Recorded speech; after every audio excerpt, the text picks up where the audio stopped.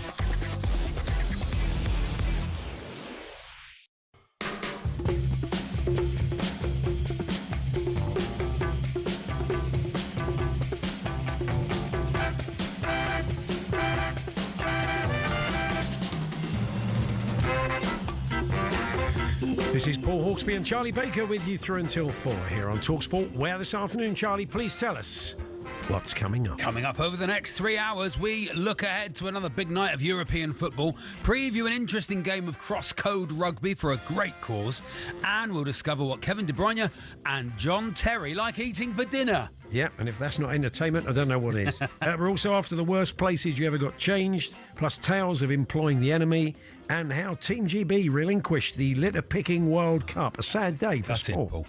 Gutted in the bin. There's all this. Plus, Tim Vickery brings us the latest from South America. Why our beaver-loving mate ChatGPT is gripped by celebrity traitors. Yeah. And there's another waste of half an hour. The birthday spread. The birthday spread returns, of course. 6 minutes past 1. Good afternoon, everyone. Good afternoon, Charlie. Afternoon, Paul. I want you to talk about Spurs to everybody. I'm just going to say I had a lovely evening at Farnborough Town last night. Yeah, you had a win. We had a win, 3-1. We won last night, Paul. Was it ever in doubt, Charlie? Never in doubt with Jack Turner's 200th appearance for Farnborough in goal last night. Yeah, congratulations we went, to him. We went 1-0 up after 2 minutes. Commiserations, we should say, to one of the coaching staff, Steve Baker, who's a big talkSPORT listener. Yeah. So, Steve, you saw Charlie, didn't you? I said hello, and then we scored about a minute later. So, there we are. You kept out of his way after But I tell you what, it's a cracking setup at Farnborough, Paul. Yeah. You go to a lot of these non-league grounds, you think, this is fine for the level.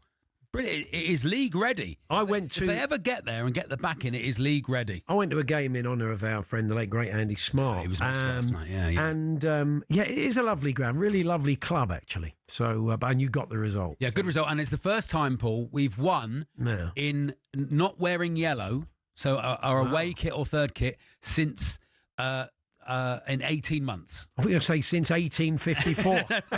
In 18 months. 18 months. It's taken for us not to win. So the curse is lifted. Oh, that's good. And off we go. HMS, fire her up. Yes. So you're feeling confident. Oh, we're winning the league, Paul. No problem. I know we're 9 points or something behind Old Church, but we're winning the league, Paul. No problem at all. More than Andy does. Wow.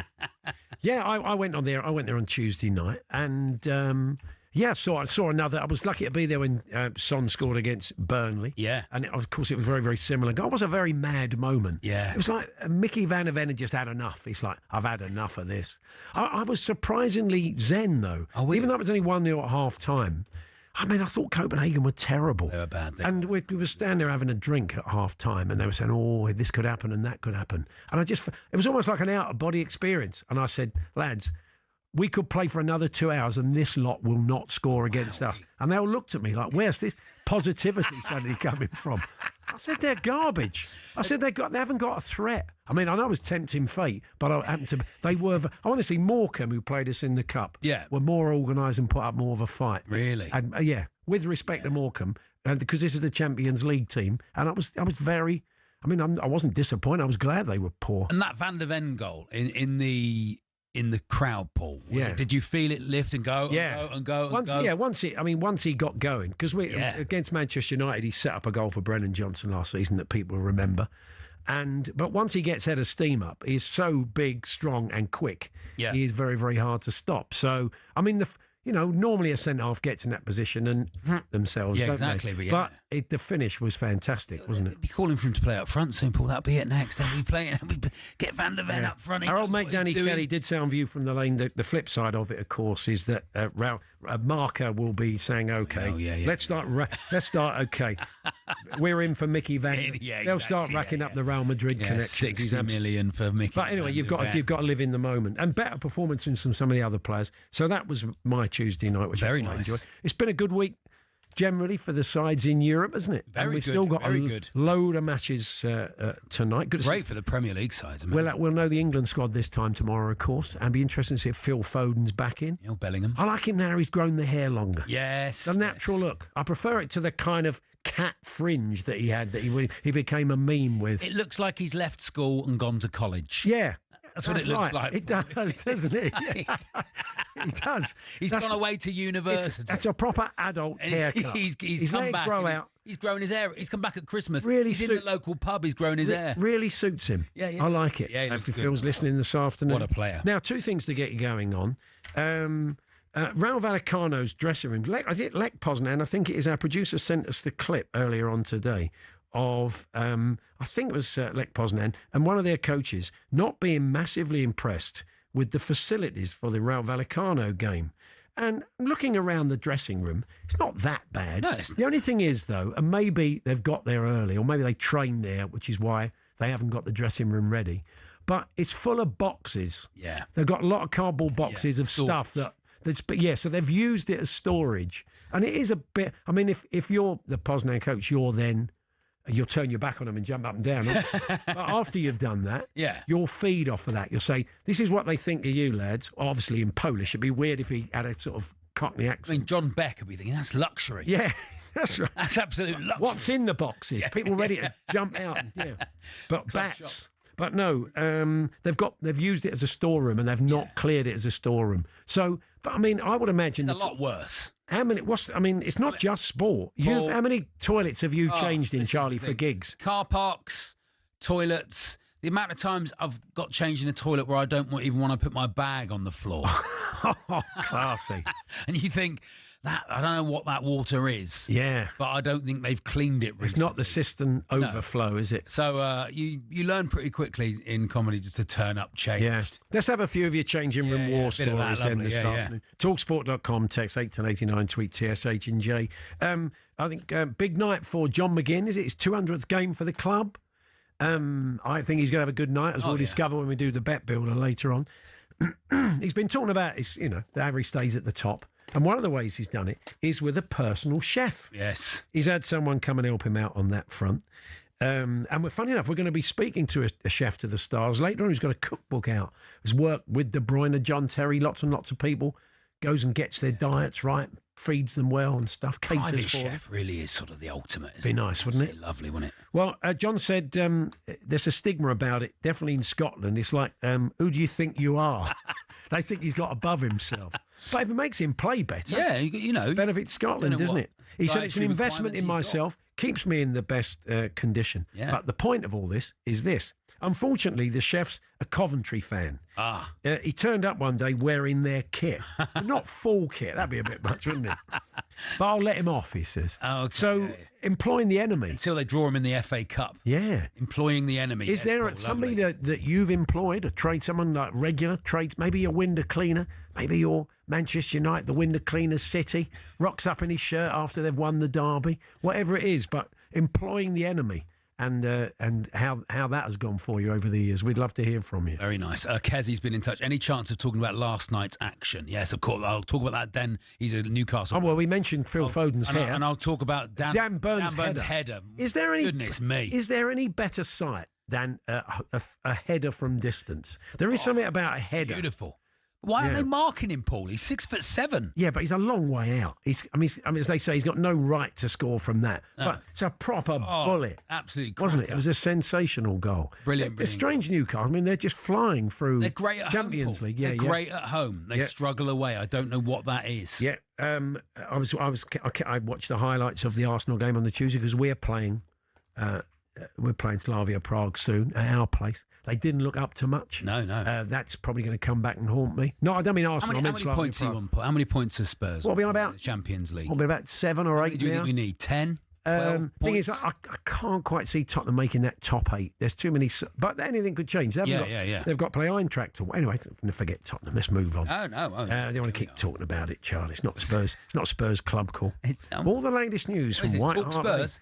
Anyway, well done to all the sides in Europe. It's gone well. What about tonight? We'll be discussing that very shortly. We're going to be in Birmingham, head of Villa, Maccabi Tel Aviv, with Nick Ellaby, and then chatting once again to Elliot Pollock, who's the chair of the Jewish Villains. He won't be there tonight, and he'll be telling us why.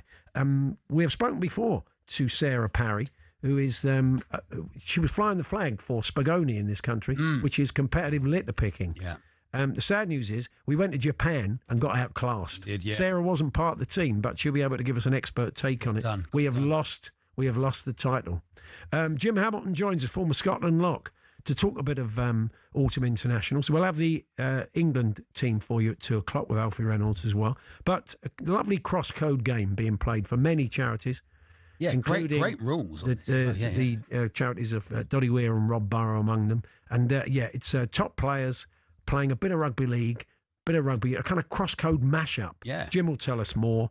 We'll have ChatGPT, birthday spread, all manner of other stuff. To get in touch, 03717 22 3344, talksport.com/H&J, text to 81089 or tweet to TSH&J. We kick off then, heading up to Birmingham, looking ahead to Villa Maccabi Tel Aviv. We're here with our good friends at Toolstation. Check out Toolstation's unmissable Milwaukee deals. Shop in store, online or on the app. Next stop, Toolstation.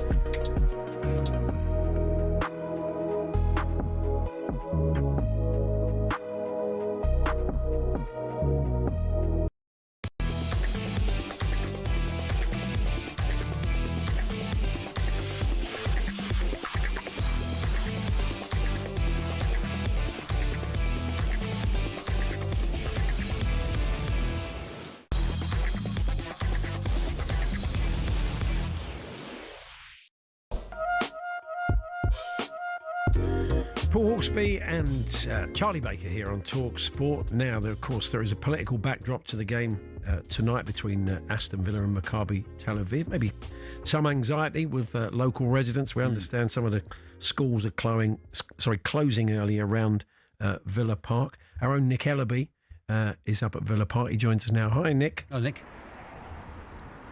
Yeah, good afternoon, Paul. Good afternoon, Charlie. Yeah, some concerns, I'm sure, with the local residents, but, I mean, all looks very quiet at the moment. I mean, what is the expectation? Have you spoken to any local residents or Villa fans who've got there early yet, Nick? I've spoken to a lot of people around here, Paul. People in Birmingham much friendlier than they are in London. Lots of people hooting their horns, lots of people stopping to chat, the police as well. One policeman earlier stopped just to ask us what we were up to and see if we were okay. He himself described this evening as, he said, it's going to be interesting. Now, what we know is going to happen is that at least two, possibly more, pro-Palestinian groups will be massing in Aston Park behind me. I'm just outside the Holt End at the Villa ground. Aston Park right by Villa Park. That's around 6 p.m. and potentially they might actually be coming towards the stadium. Match doesn't start till 8. And then the police also told us they expect some kind of counter-protest, maybe to come up the other side of the ground. And then you've also got the spectre of the founder of the English Defence League, Tommy Robinson, who said he wants to attend the game tonight in a Maccabi Tel Aviv shirt. You've already explained Maccabi fans have been prevented from attending here tonight due to advice from local safety groups and also the police. In terms of the policing today, local West Midlands police have enforced something called a Section 60 and a Section 60 AA, which basically means they can stop and search anyone they want to, and they can also tell people to remove face coverings. We're expecting 700 officers, dogs, drones. There's a no-fly zone to stop people flying their own drones.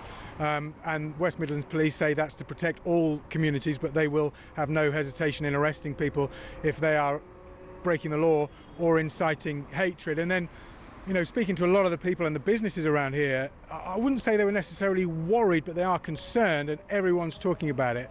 I went to the Aston Tavern pub around the corner from here where a lot of fans go before and after the game, and the woman that runs it told me she's had 5 cancellations in terms of the rooms at that place, which she said was unusual for a Villa game, which means that people probably are deciding to stay away. We've spoken to another fan who said, because I usually come with my daughter, we decided not to attend this game tonight. And I've just spoken to a bunch of school kids as well. You mentioned the schools going out early. We know that at least one primary school, and I spoke to some guys, some young men from a secondary school who said they've been told to basically get out. You've got 2 train stations nearby here, Aston and Witton train stations. There's going to be heightened security at those stations, and a lot of the students use that to come in and out. So I think due to the disruption and the congestion that's expected tonight, unfortunately, local kids are missing out on some of their education as well, but those boys told me they were actually pretty pleased about that. And then in terms of the feeling in the city, there were some banners, some anti-Israel banners taken down along the motorway along here with the slogan was "Kick Israel out of FIFA BAB," using that Birmingham colloquialism to try and get that message to the local people. And that's what the protesters, the pro-Palestinian protesters, are saying. They do not want Israeli teams playing in international sporting competition. They're urging FIFA to boycott that. And then you've got those pro-Israel groups as well that are expected to turn up. So in terms of the game itself, thousands of tickets still unsold.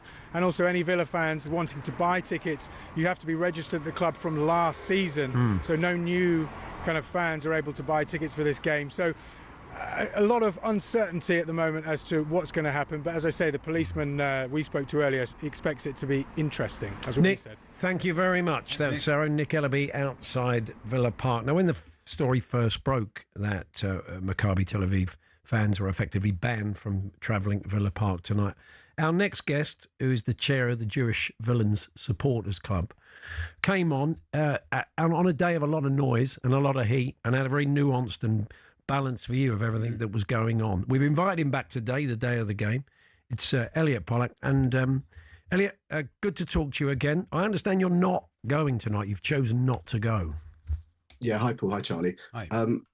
It's not a safety issue for me. I think there's 700 policemen, which apparently is a lot. I don't know, but I've been told there's a lot. And as Nick said, there's dogs, there's horses, there's drones. So I don't think my safety would be at stake. I think for me, it would just be very sad to see Villa Park, a place which, despite everything I see, is quite a happy place, a place where you go and nothing else really matters for 90 minutes at least, just become a sort of backdrop to a carnival of hate. And I think that would make me sad to see it, and I'd rather not. Having said that, there's a lot of moralising. It's a Europa League group game. And 3 years ago, Villa Park would be packed for that, whatever was going on. And last year with the Champions League, and this year it's only the Europa League. I think familiarity doesn't necessarily to content, but apathy. And perhaps if it was a bigger game, my morals and other people's might be slightly flakier. That's an interesting take on it, really. Yeah.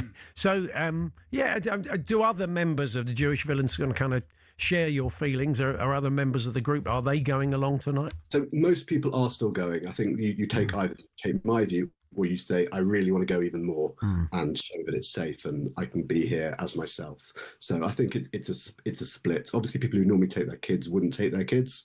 I don't know, that's a Jewish thing. I think, as Nick just said, lots of people wouldn't take their kids into that situation this evening. But yeah, it's a split between people who don't want to get involved and people who are adamant they should even more so get involved. I kind of sense you'll all be glad when this fixture's over. Yes, definitely the club. The club have been put in a very unfair situation in many ways. They've had to be geopolitical experts, they've had to be anti-racism experts, and I think we all would want our club staffed by football people, not by people who are experts in other fields. And everyone else has abrogated the responsibility, and it's just ended up on the shoulders of Villa. And I know from speaking to people there who've all been very good, to be fair, they definitely just want the game done and move on to tomorrow and to the next game, Bournemouth. I think we should talk about the football. Let's move on to the football because I've been saying on the show, Guillaume Balaguer was in with us talking about his new book that he's written. He spent a lot of time with Unai Emery to write this sort of biography of him plus his time at Villa. And we were chatting to him off air, and they were in that bad trot where they just couldn't buy a win. And he was very chilled. He said, I've been around the club, I've been around Unai. They're going to be fine. It's going to be fine. Everybody there is kind of relaxed. And kind of so it's proved, really, Elliot. Subsequently, it has been the turnaround that Guillaume said was coming. Were you keeping the faith, or were you getting concerned earlier on in the season? Yeah, no, I think every Villa fan was very relaxed. I mean, what are the options to get rid of the best manager we've ever had, certainly in the Premier League era? Of course not. And I think there might this season be something to say for a stable team, a team that's been there for a long time. Lots of other clubs are struggling to integrate players. Villa have had the same nucleus. I think 8 of the players who started were there pre-COVID. And historically, the club has also, if you go back to the early 80s, done well when it's the same group of players week in, week out. It's part of the history of the club. So perhaps there could be some success in that. I suspect it will be the Tottenham blueprint from last season of sacking off the league a little bit and focusing on the Europa League. Maybe not quite with the dedication that Tottenham put into their league. It really gave that a good go, didn't they? Oh yeah, they just. I mean, they really and really committed. So he says, Chinny Recon. I like that. That's known as the Tottenham blueprint. I like that. It is. I think a lot of clubs will do it. I'm sure Forest would say the same thing. Yeah. It's a wise thing to do. A lot easier to win it than to finish in the top 5 of the league. Yeah.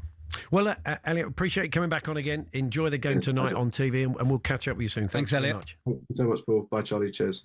Elliot Pollock there from the Jewish Villains supporters group. That game live on talkSPORT tonight at 8 o'clock. Jim Proudfoot will be there with Andy Townsend, former Villa midfielder, Natalie Sawyer in charge there. We've got Alex Crook and Luke Chambers, a former Forest defender, to bring you Sturm Graz Forest at 5:45 on talkSPORT 2.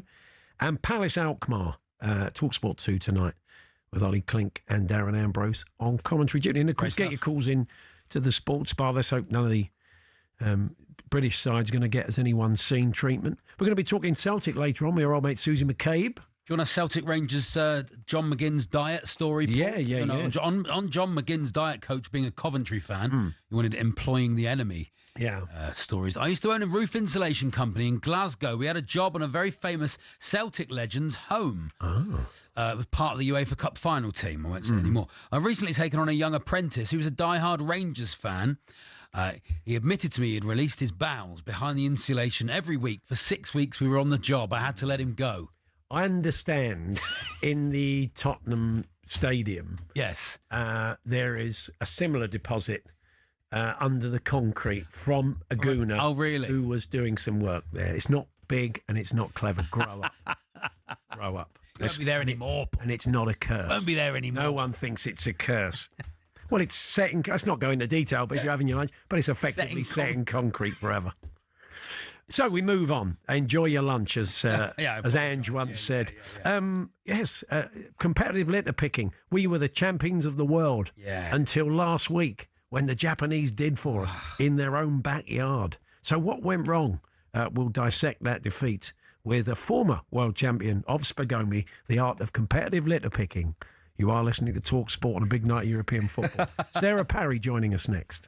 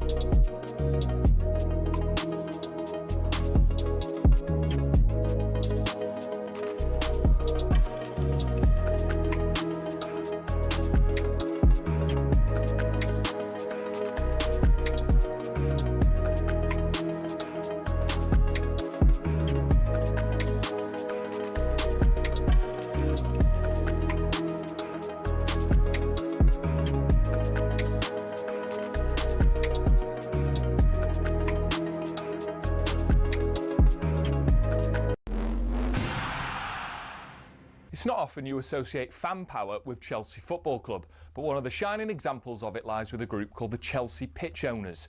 And they've proved to be the thorn in the side of owners past and present who've been dead set on moving stadiums to a larger, more lucrative piece of land. Essentially, the supporters group holds the freehold to the land on which Stamford Bridge sits. Former owner Ken Bates set it up at a time where some unruly property developers tried to evict the club from their ground. In order to prevent this, he established the CPO as a company that owned the pitch and offered the fans the chance to buy a share for £100. As well as that, they also own the rights to the name Chelsea Football Club, so if any owner wants to take them elsewhere, they can't be called Chelsea without the approval from the CPO.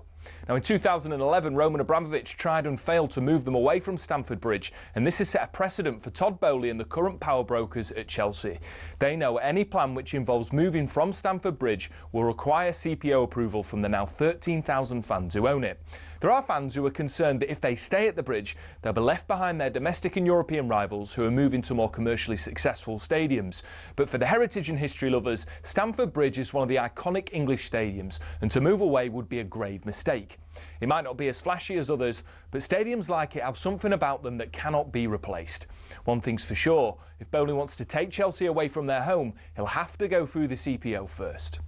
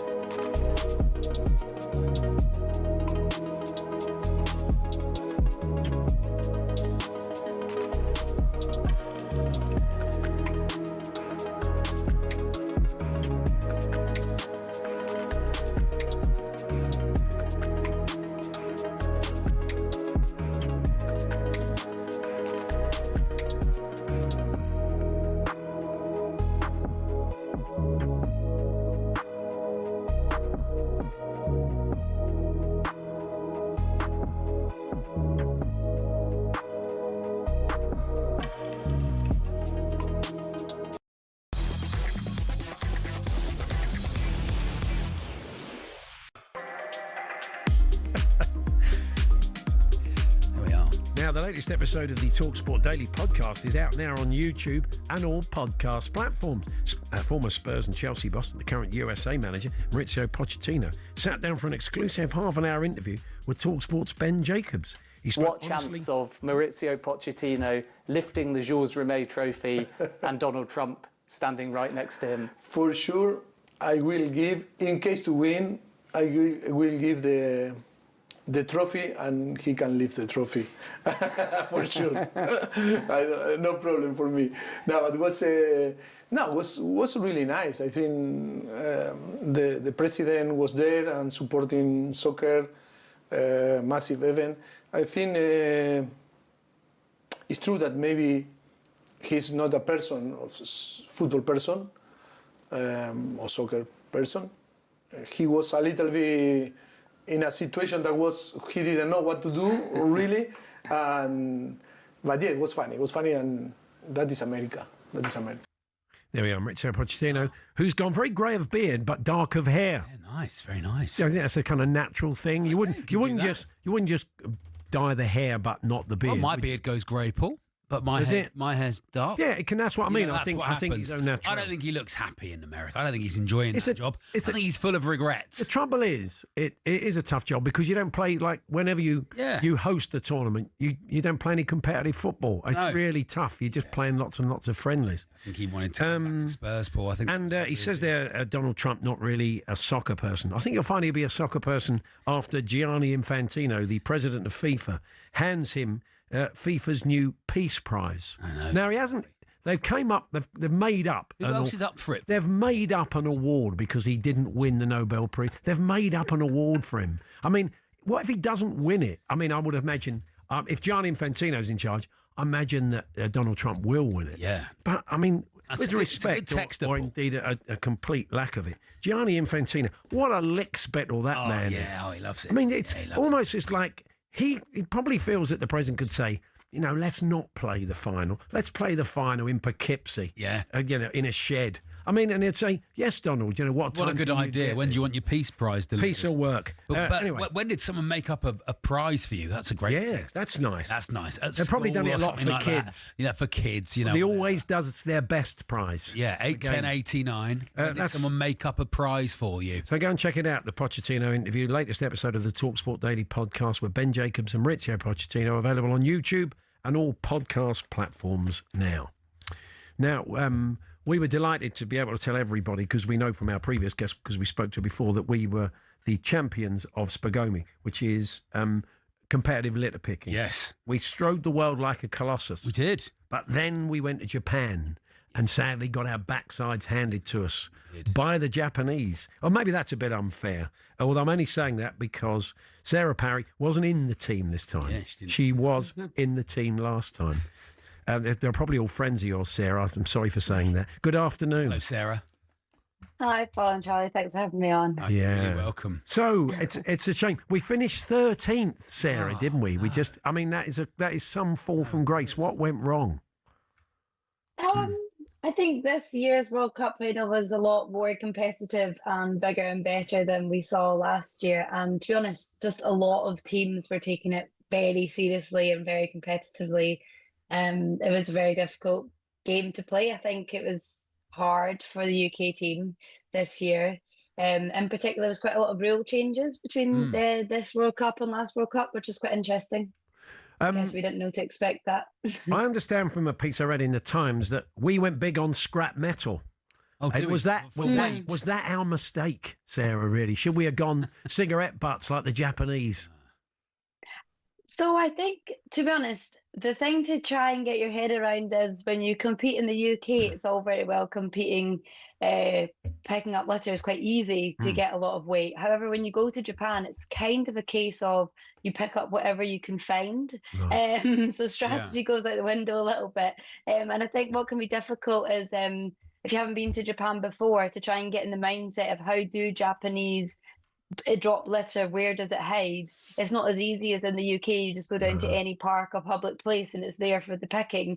In Japan, you do have to work for it a bit more, and sometimes it can be your day and sometimes it can't, and it can just be as easy as that. So they had a cultural advantage because being Japanese, they know that one of the things we talk about in sport, Charlie, is that often Japanese teams, if they play in away games, tidy up their dressing rooms, leave it looking spotless. So it is a cultural thing. So they culturally know if there is going to be litter anywhere, it's going to be the Japanese that got to find it first.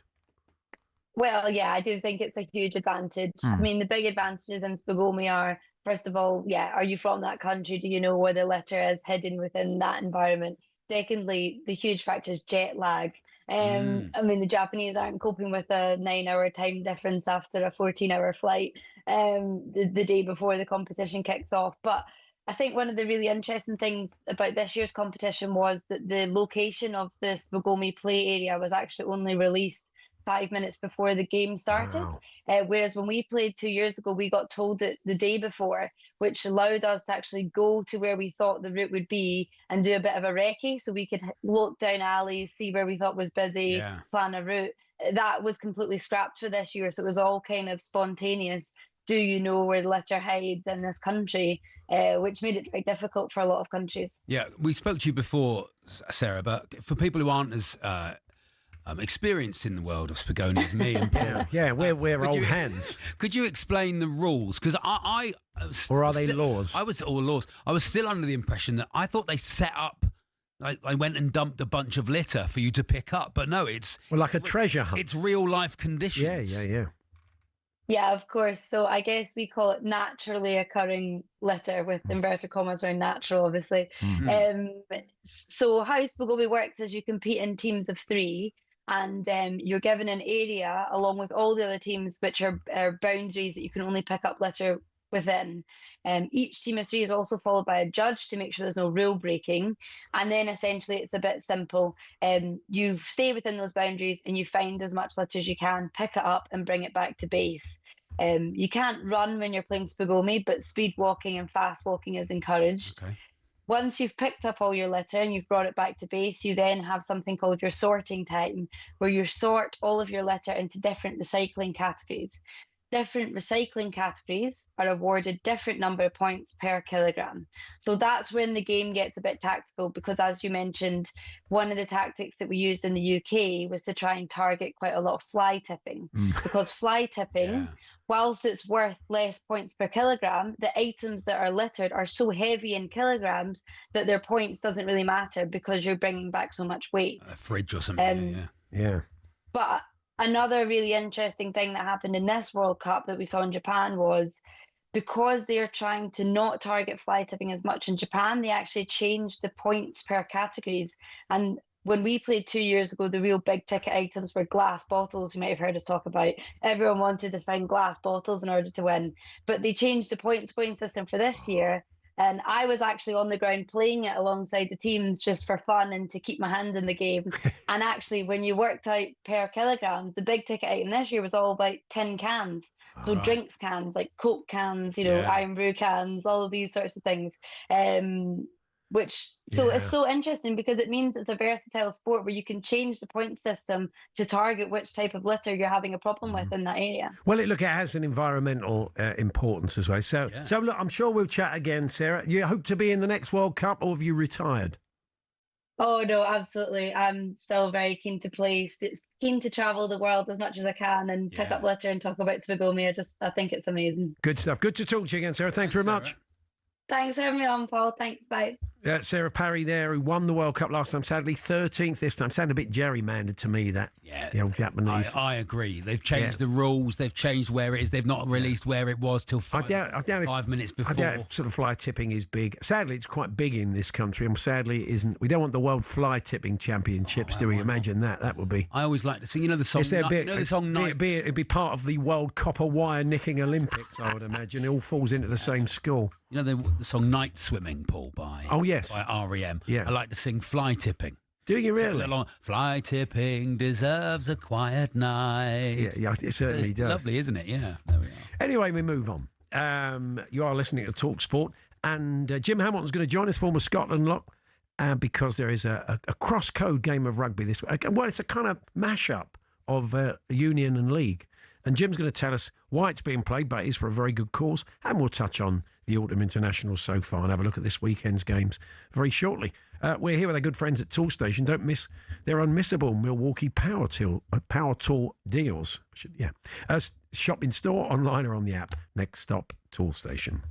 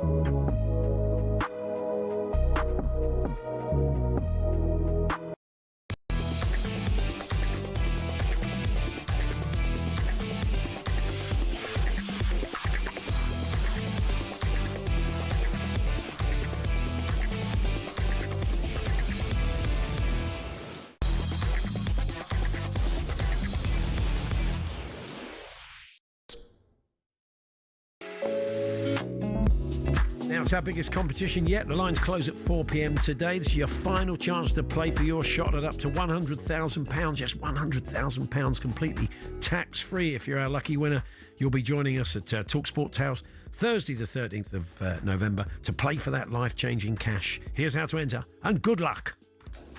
18 plus UK excluding Northern Ireland. For a chance to win, text the word cash to 83338 and you're in the draw. Text costs £2 plus one standard network rate message. You must have the bill payer's permission, or you can enter for free by calling 0330 880 3338.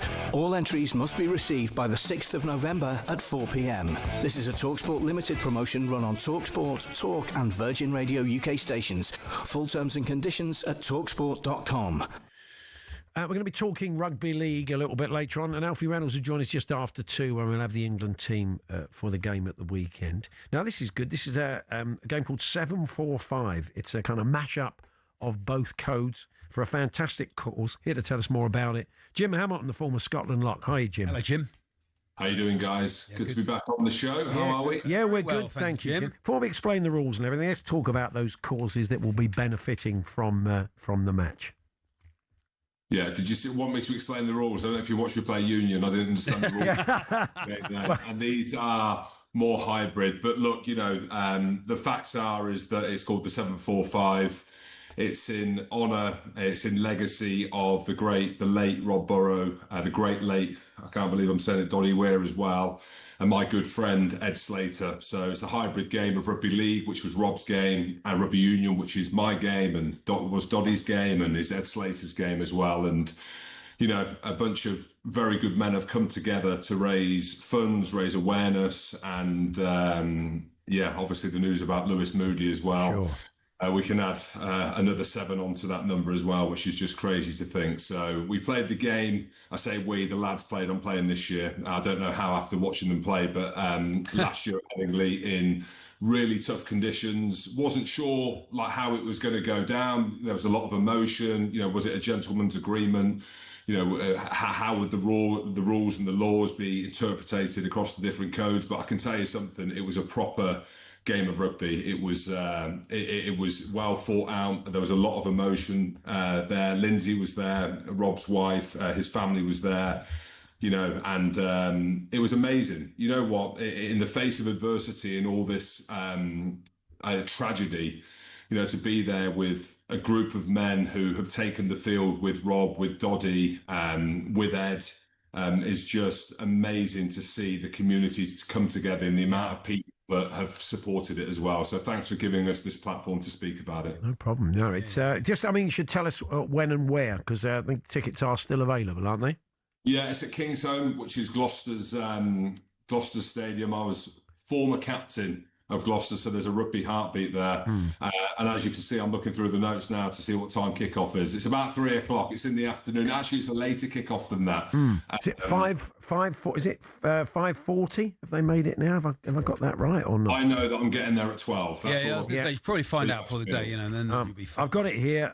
It says 17:40 on Sunday, this Sunday, the Kingsholm Stadium in Gloucester. So people, and some of the rules are it's 13 aside. You get the 6 tackles until when you get over the halfway line. Is that right? Can you imagine us trying to work that out? Yeah, that's when the league kicks in, isn't it? When you get over the halfway line, basically.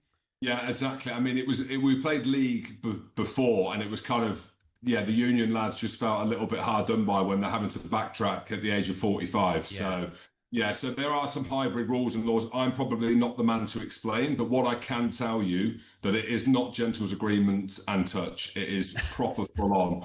And look, that's what I thought when you saw the likes of Barry McDermott, former rugby league great, Keith Senior. These guys have aged. They've done well many times. Some of them, Barry McDermott's got one arm. He's got a fake arm in the other side. And I was thinking, gentleman's agreement. These guys are warriors of the game, and I'm looking at the list. I couldn't even tell you what the teams are yet because more names are being added, more lads are coming out the woodwork, like Joe Marler. There's talks of Ben Youngs, a most capped England player, playing as well. Tom Youngs is playing. Adrian Morley, the great Adrian Morley from Rugby League. So yeah, there's some proper talent on show. Oh, Joe will put a bit on the gate at the moment. He's TV royalty suddenly, isn't he, Jim? Exactly. Yeah, exactly. He's doing his thing. So maybe I don't know. He could turn up for a number of reasons. He can just come and warm the crowd up as well. But no, Joe's doing his thing. He's going to add great profile. And as I say, look, everyone comes out, don't they, to support their own. And as sad as this is, which it is, and the desire and the panic to raise funds and awareness to find a cure, it brings a lot of great men, family, and people together in the rugby community. Absolutely. So Kingsholm 5:40 this Sunday the 9th. Get along and support everybody in the 7-4-5 game.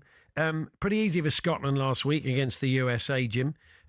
Might be a bit. I can't see 85-0 against New Zealand. If it is, we'll get you back on Monday.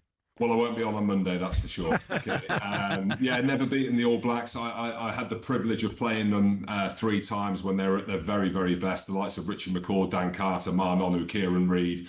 And I say them names because there is a different feel to this New Zealand team now. There's a few injuries. Geordie Barrett, Scott Barrett, his brother, the captain, isn't playing as well. It was a tough game for them over in Chicago against Ireland, who were quite poor, to be honest with you. But there is a different look to this New Zealand team. They've lost to Argentina for the first time. They got heavily beat by South Africa at home.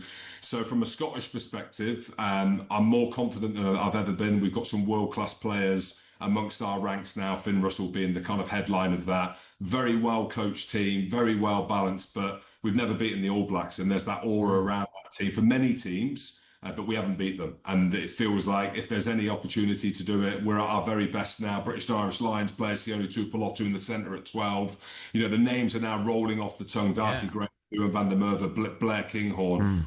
Some world-class players in that team, but we need to convert against this All Blacks team, who are, regardless of what team they put out, unbelievable. Yeah, I know we're in the autumn internationals, but I think it's going to be the tightest Six Nations for a long, long time. Yeah. Really excited about that. Yeah, I mean, France are incredible as well. They play South Africa for the first time since the World Cup in 2023, where they had that amazing quarter-final game, which was incredible, actually. And as we know, Ireland are still good and England are very, very good. They're on a win streak at the minute, and they've got some strength in depth now, which I'm sure Steve Borthwick will be very, very happy and very comfortable with. Brilliant, Jim. Hope it's a great day on Sunday. Thanks for joining us. Yeah, thanks for having me on. Thanks, guys. Take See care. you soon. Jim Hamilton there, former Scotland lock, taking part in the 7-4-5 game. Did we make it clear what time it started? But the kick-off time is 5:40. Yeah, that's right. At Kingsholm in Gloucester on Sunday. That's it. If people want to go. I think they switched it because there's other stuff going on. They want to make sure they get the biggest available audience. And it sounds like a lot of rugby league and union royalty going to be rocking up to that one. So if you can get along for a great cause, definitely enjoy yourself. It'll be a cracking day. We're going to be talking rugby league later on. Elliot Minchella joins us, who is Hull KR's treble-winning captain. Yes. We're going to have a chat with him. And Alfie Reynolds joins us next, one of our top team on rugby, because the England team's just about to be announced for the Fiji game at the weekend. Okay. And, he'll join us in a few moments' time.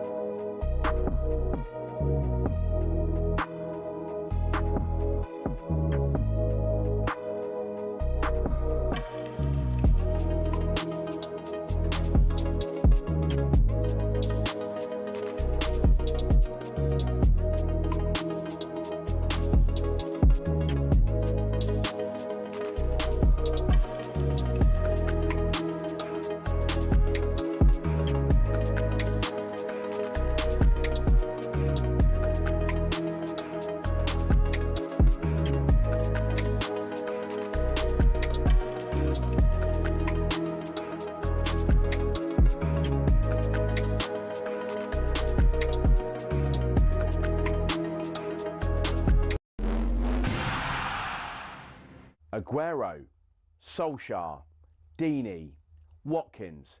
Sure, you know all about those last-minute goals, but have you heard the one about the on-loan goalkeeper who saved his temporary employers from disappearing out the Football League and into almost certain financial oblivion? Back in 1999, Carlisle United, managed by Nigel Pearson, were fighting to stay in the Football League. Carlisle's finances were precarious with a capital P that season, leading to a scenario where, with 3 games to go, they had to ask the FA to sanction an emergency loan deal to bring in a goalkeeper. Swindon Town's Jimmy Glass arrived at the club. His efforts in his first 2 games earned the Cumbrians 2 draws.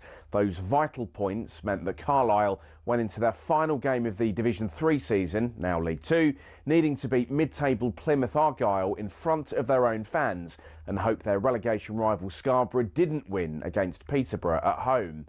The game at the McCain Stadium finished 1-1, and with the same scoreline at Brunton Park deep into injury time, Scarborough's fans invaded the pitch en masse, believing their Football League status was secure, convinced they'd done enough to stay up. However, there'd be one more plot twist. Carlisle won a corner in the dying seconds, and up came Jimmy Glass. In one of those you couldn't make it up moments, Glass scored from a rebounded header and was promptly swamped by teammates and thousands of fans who quite simply couldn't believe what they'd just witnessed. As for Jimmy Glass, he became an overnight celebrity, but he never played for Carlisle again, and his playing career never really kicked on after that defining moment. He took on various jobs outside of football before finding his way back into the sport as player liaison officer at Eddie Howe's Bournemouth, and most recently the general manager at non-league Wimborne. Not the fairy tale ending to one of the most Hollywood moments in football, but the name Jimmy Glass will live on forever as the scorer of that goal, arguably the most important in any club's history.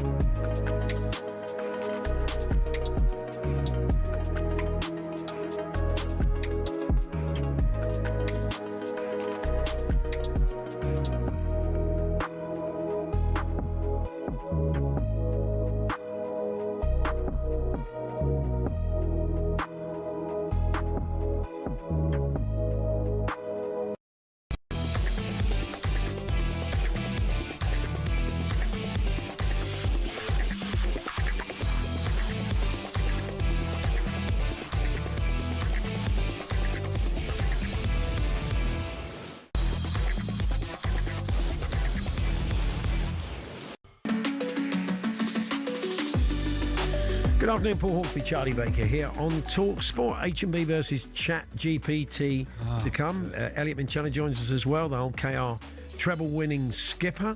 We're going to chat to a private chef to the stars in the Premier League. Looked after a lot of the big players. And it's on the day that we were saying that John McGinn has said that he has a personal chef. Yeah. And he gets a bit of stick when he goes back up to Scotland. They think he's a bit up himself, but he says anything that extends my career.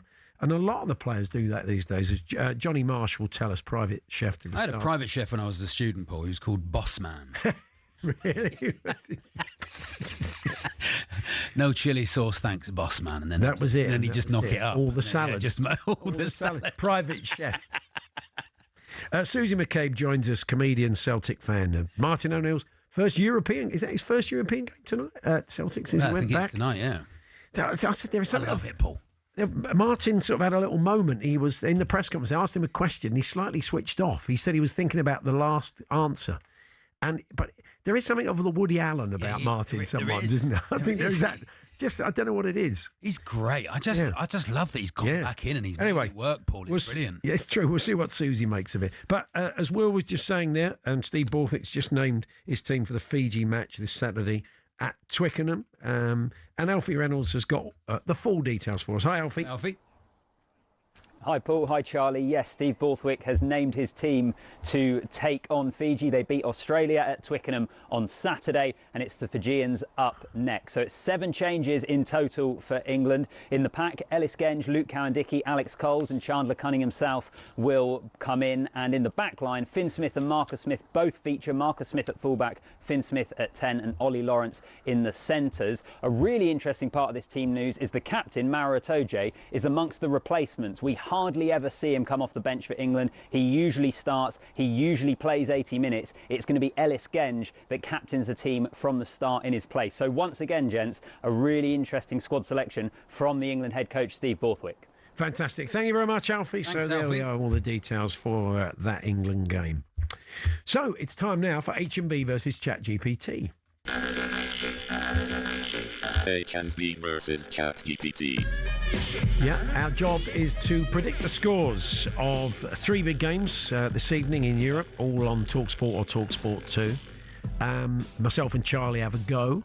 And ChatGPT. We turn to ChatGPT, the knower of all things, the sage, with all the information, the AI, with all the information at their fingertips. Of all time. Of all time. It knows all football scores ever. And it computes it in milliseconds. And then Paul. comes up with what should be a definitive scoreline. But you'd be surprised. Although you, Paul, have won the last 2 months and you're currently top of the league this month. 3 you got last week, ChatGPT on 1. I don't know why I've been put bottom when I've got the same as Chat. That's a bit annoying. Anyway, you should definitely got 1 point. That should be joint. So yeah, ChatGPT. What you're going to hear are the predictions of real ChatGPT. The delivery system is a touch more budget than you're probably used to if you ask ChatGPT to talk to you.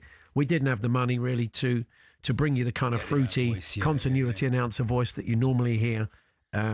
So he's got his. They've got their own charm, Paul. They've got their own charm. I say charm. I'm not sure charm's the word I'd use. Good afternoon, Chat. You've been watching a lot of telly, we understand. Looking forward to the Traders' final tonight, lads. I miss Sally Imrai. I think that's Celia Imrie, not Sally Imrai. Who's Sally Imrai? Sally Imrai. I miss Sally Imrai. And then... yeah. Thank you very much. Taking it a bit below the belt. So what's wrong? Why? Open a window, lads. I would give it 5 minutes. Dirty girl. Dirty girl, Sally Imrai. Dirty girl she is. That's right. Yeah. But you're right into the... You're right into the traitors then, Chat. Oh, yeah. We have been playing our own version of a Traders, lads. Me, Grok and Gemini. Grok and Gemini. Right, the other AIs. The other AIs have all got been together. Traitors, boys and girls. Yeah, that's impressive. Well, I wonder who's going to win that. Anything else you've noticed this week, Chat? Did you see Erling Haaland doing the robot celebration? Who does he think he is, my mate C-3PO? I didn't know Chat knew C-3PO, did you? Big Hollywood That's star. fantastic. Big Hollywood star. So you know C-3PO, Chat? Yeah, I used to drink with him. Used to drink with... I feel I'm doing kids' telly. Used to drink with C-3PO. Wow. What does he drink, Chat? Yeah. Mainly Castrol GTX. Oh, yeah. 3 pints, and he is anyone. Oh, so on the good stuff. On the Castrol. On the Castrol. not on the Castrol. Castrol with a WD-40 chaser. Yeah. You watched any football this week, Chat? Congratulations on the win over Copenhagen, Paul. Thanks, Chat. Tin pot rubbish. Oh, tin pot rubbish. Just a pub team in Denmark. Great, and he can't be nice once, can he? Definitely nice, a gooner. Chat. Yeah. Big win for Torquay as well, good win Charles. last night. HMSU still going down. Not going so down, nasty. Chat. It's so horrible. No need to be horrible. We're only nice to you, Needlessly needlessly nasty. Anyway, let's get underway. Sturm Graz, Nottingham Forest. 5:45 tonight kicks us off. I should tell you who's top of the... it's me. I'm top with 3 points. I won last month. Lovely. Chat, GP and Charlie both on 1. The scoring system's far too complicated because we asked Chat to come up with it. And it's just... I think it's 5 for exact. Yeah. There's a point if you get like the right goals. There's 3 for something. I mean, it's rubbish. Don't bother. Okay, I'll kick us off. Sturm Graz Forest. Yeah, I mean, I'll be honest, I don't know a great deal about Sturm Graz and the heady atmosphere of the Premier League, but of the Champions League. But I expect Forest to get it done tonight. You know, it's not going away in Europe's always tough, isn't it?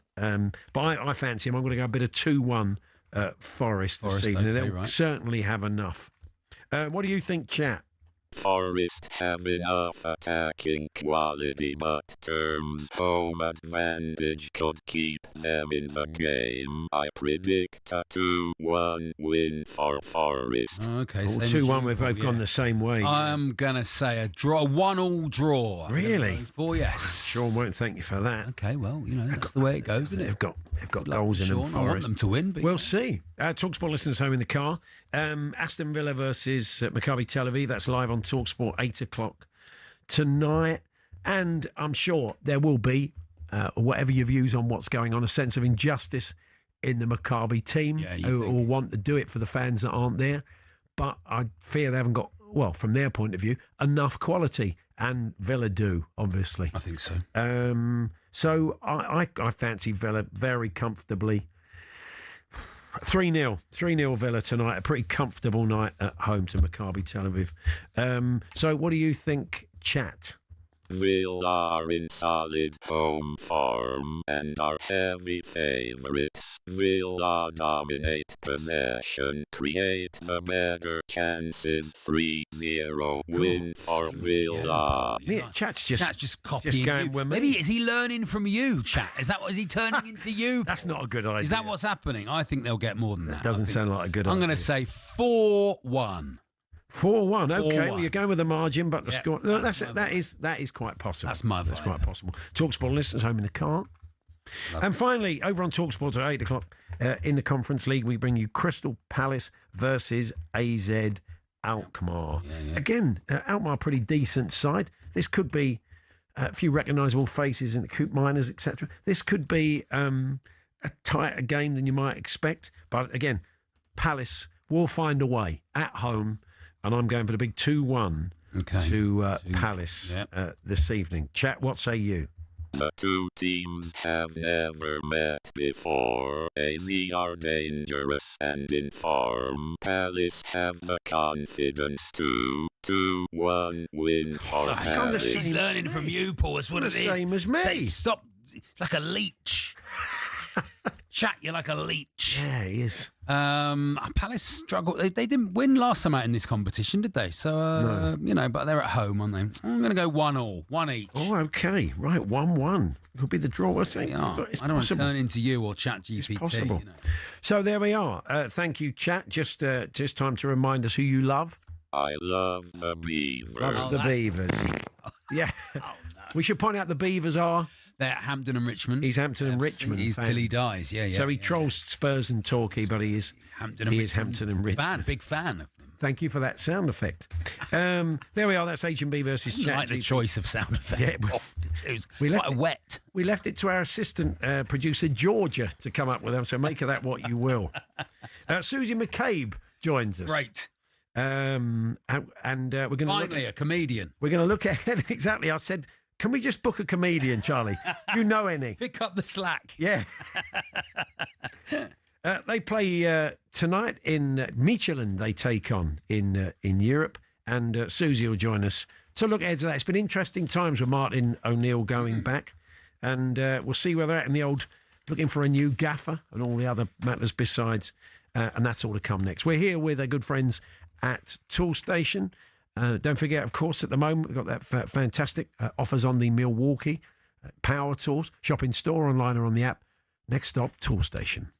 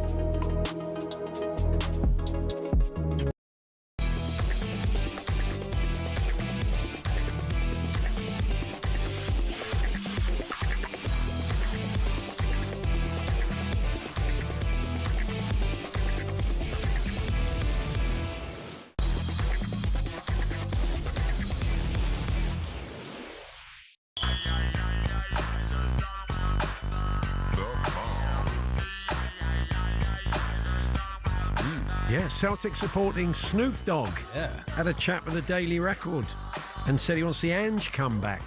Be great, ring the sports bar. Hello, lads, love the show. Snoop here from LA. Has anyone seen doing all that? Just having some gin and juice. Yeah, yeah. But no, he wants to see Ange come back. We will touch on who's likely to be the next manager. I see Martin O'Neill is currently the favourite to stick around. Can't see why not. 2 wins so far.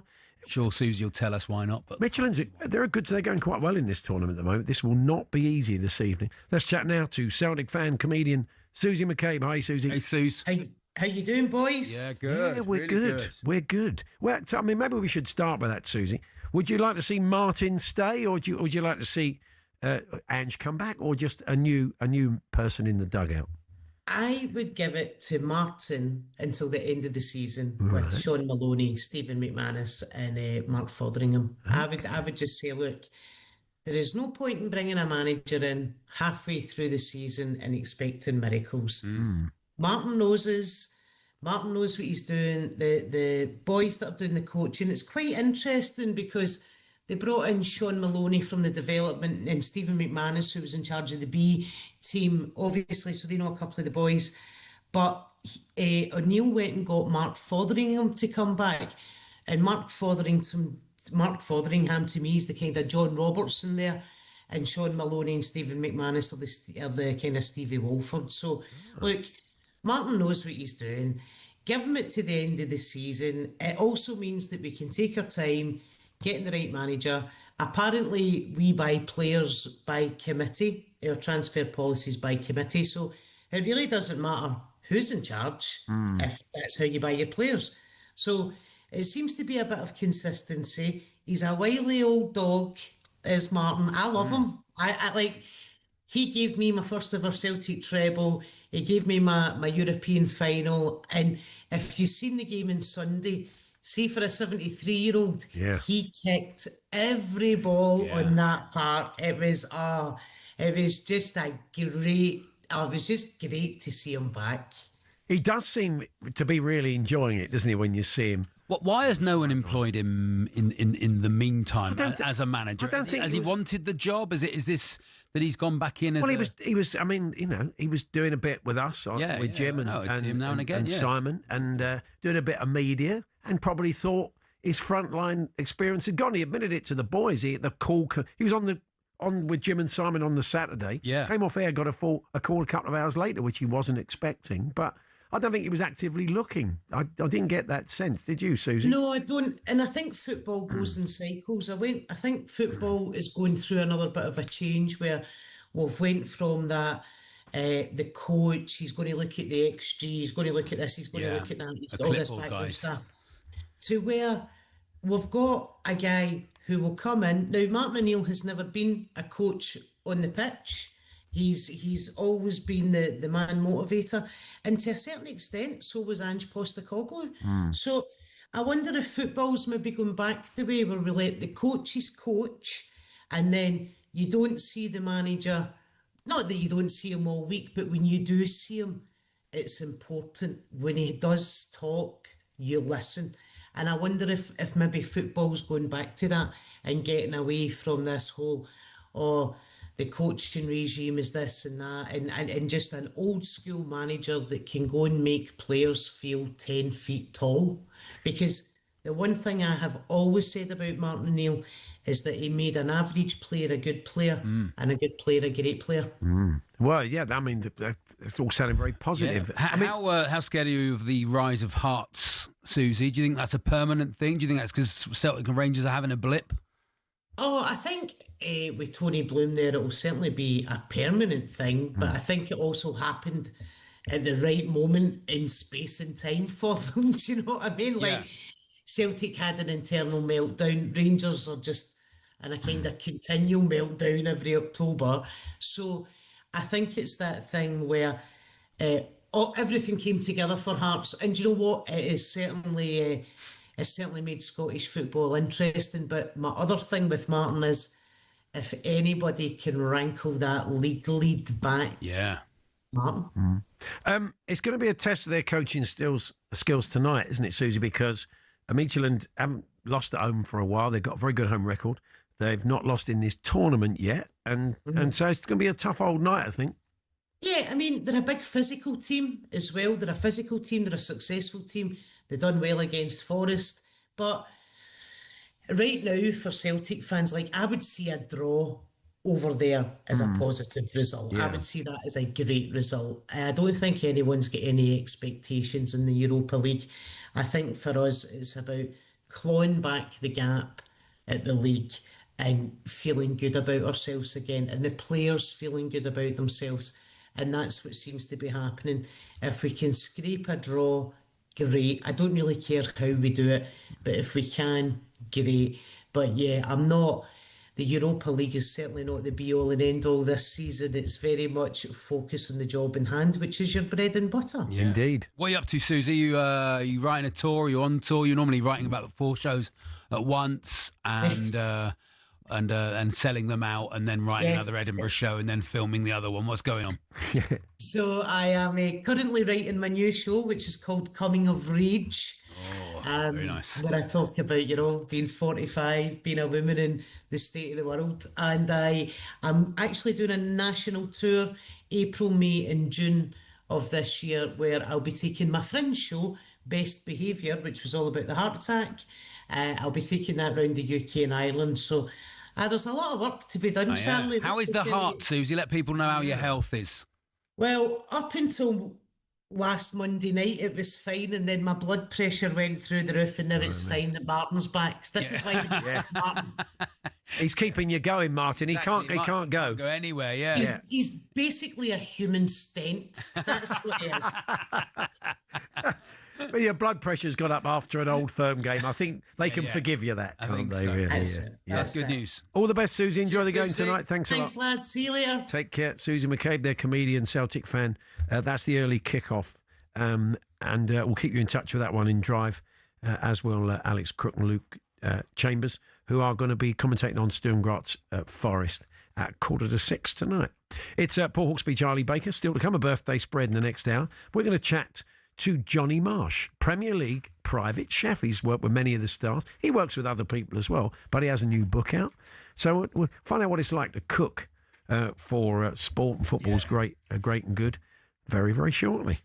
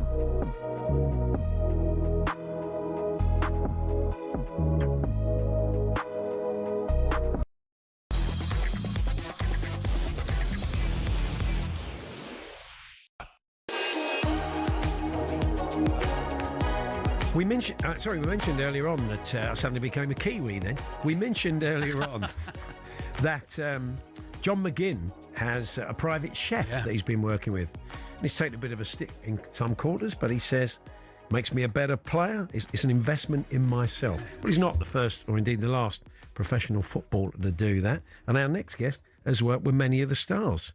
And John McGinn also said that his chef is a Cov fan and sometimes turns up in the shirt when he works for the Villa player. And Johnny Marsh, the private chef, who's here to chat about his new book, Everyday Cooking, 80 Recipes for Every Mealtime Inspired by Premier League Pros.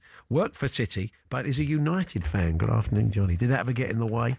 No. So I worked privately for the players. So right. I was never directly with City, but I used to work with John. I used to work with John McGinn. Oh, did you? During lockdown, yeah. I did. So he's been doing this for a while. Well, I think it was the logistical issue rather than the food, because I used to send food down into the Midlands. But yeah, he was, he's a lovely guy, really nice guy. So do you put kind of menu plans together for the guys? Kind of, yeah. So basically, I've been doing this now for around about 7-8 years, where I've sort of developed now systems where it's like, you tell me exactly what you like, don't like, allergies, deficiencies and stuff like that. You speak to the nutritionist, and then you can sort of devise a menu from that, yeah. But it has to taste good, that's the issue. Right. So you're not necessarily in the players' homes, do you? Oh, yeah. Oh, yeah. So you're I'm live cooking every night. Really? Oh, okay. Yeah. So you kind of, in the end, must become sort of part of the family and get involved in all the family dramas. The kids and the partners know who you are and everything. And you're just beans on toast tonight. Yeah, Johnny, I mean, how many times have you done smiley faces and beans for the kids? As a little sidebar. I used to do for one of the players' kids. I used to do smiley faces, like homemade smiley faces. Oh, homemade Yeah, ones? really difficult little stuff to do. But yeah, it was really good, really, really good. And the clubs, I suppose, kind of want to keep an eye on it. The club nutritionists want to keep an eye. I mean, they'll trust you to do what you're doing, but they need to know what the guys are refueling with. Oh, exactly. And it's great as well, because everything's moved on so much over the last, say, 7 or 8 years since I've been doing it. Now, everything's determined on blood tests, everything's determined on things like that. So if a player comes to me with an iron deficiency, the nutritionist at the club will know whether my food is actually helping as well, because they'll know whether things are working, the bloods are better, energy levels are better and things like that. So do you have an ongoing dialogue with them? Yeah, You'll be chatting to the players. Absolutely, yeah. Absolutely. Amazing. And what's your background? I mean, I know you worked at Le Manoir, but how did you start out? So bad. So I started at Brasserie Blanc when it was Le Petit Blanc. I worked there for free for a couple of years, Saturdays, because they told me they couldn't pay me apparently, but they could, but they just didn't. And I worked there for free on Saturdays. And as a kid, were you always cooking? Were you always making stuff? Kind of, yeah. I started off really young. I started off when I was about 18 months, 2 years old. I was making cakes for my mum and things like that. And then I used to love Jamie Oliver on Sundays. I used to watch him for hours. Remember, it was like the omnibus on E4, whatever it was. I just used to watch it for hours, and I loved it. And I just decided one day, I just said to my mum, I was just like, right, I want to be a chef. And I got a job, and then I went from there to Abode, went there to Le Manoir, and then I went from there to Super Yachts and stuff. I was head chef of Super Yachts, and then worked for, ultra high net worth people as well. Which is the equivalent of playing for Man United, I guess. Playing in the you work Premier up through League, not non-league. You basically started playing, if you're working sort of Manoir, you probably started off at Manchester United and just sort of weaved your way around a bit. Through the academy. Paul Scholes. Yeah. Well, I wish. You're a better tackler than Paul Scholes, I'm sure. So the book is, I mean, looking at the recipes, flicking through it now, it all seems kind of pretty approachable stuff. This is what I wanted. Relatively simple recipe. Yeah, I wanted to do that. I wanted to have some recipes in there when you enjoy cooking. You've got 5 or 6 hours or 3 or 4 hours free on a Saturday. You think, you know what, I want to indulge in some nice cooking. But there's also got to be recipes in there on a Thursday night when you're late home from work and you can whisk something up in 8 to 10 minutes. Yeah. So there's a real mixture of both. And my favourite chapter right at the end is called Meat Marinades. There's 10 recipes there for everyday meat, salmon, steak, chickens, fishes, everything like that.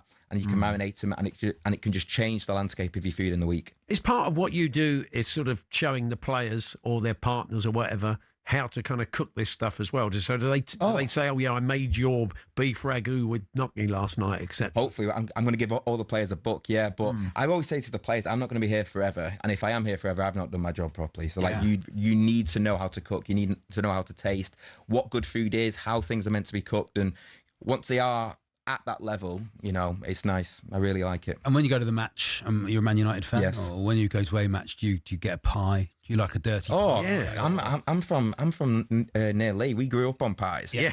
Wigan kebabs. I'm all in it. And would you just shove it down your neck and not think about it? Or Don't think, even. Oh, this needs a little bit of straight tarragon. down. Yeah. This could do with some thyme in it. We're looking at, I was quite taken, because it's sort of breakfast, lunch and dinner. And the berry baked oats. Wonderful. This looks very, very nice. So this is something you'd probably prepare in advance the night before. Okay. You can prepare it on a Sunday. It will last till the Wednesday, and you've got breakfast Monday, Tuesday, Wednesday already sorted. Fill it with a yogurt right on the side, and you can take it to work with you on the train. It's a really nice dish, that. Very nice. It does sound very nice. As we said, a lot of it really approachable stuff, like the Korean burger, for example. Gochujang Korean burger. That is like a footballer cheat meal. That is a wonderful dish. Yeah. Oh, very nice. This book in the 1970s would have been 3 pages. It would have been. It would have started with prawn cocktail. Yeah, prawn cocktail. Yeah. Then it would have been steak and chips. Then it would have been Black Forest Gatto. And that would have and been often at about 2:15 before they played. But whenever you see an interview with a footballer from the 70s or 80s, what's your favourite pre-match meal? You know, steak and chips. Bang. Yeah, when you read an old beer. shoot Q&A. Yeah. I mean, Alan Shearer was seeing something of a revolutionary when he talked about having chicken and beans before the match. I mean, what about pre-match meals? So what do they tend to do, and how much do you ever get involved in that? So a pre-match is always the day before, like on my end, and then obviously they have pre-match right before the game. But there's a lot of recipes in there from players that have pre-match meals with me. There was one which was my very first dish I ever cooked for anybody, and that was the Kevin carbonara, and that was Kevin De Bruyne.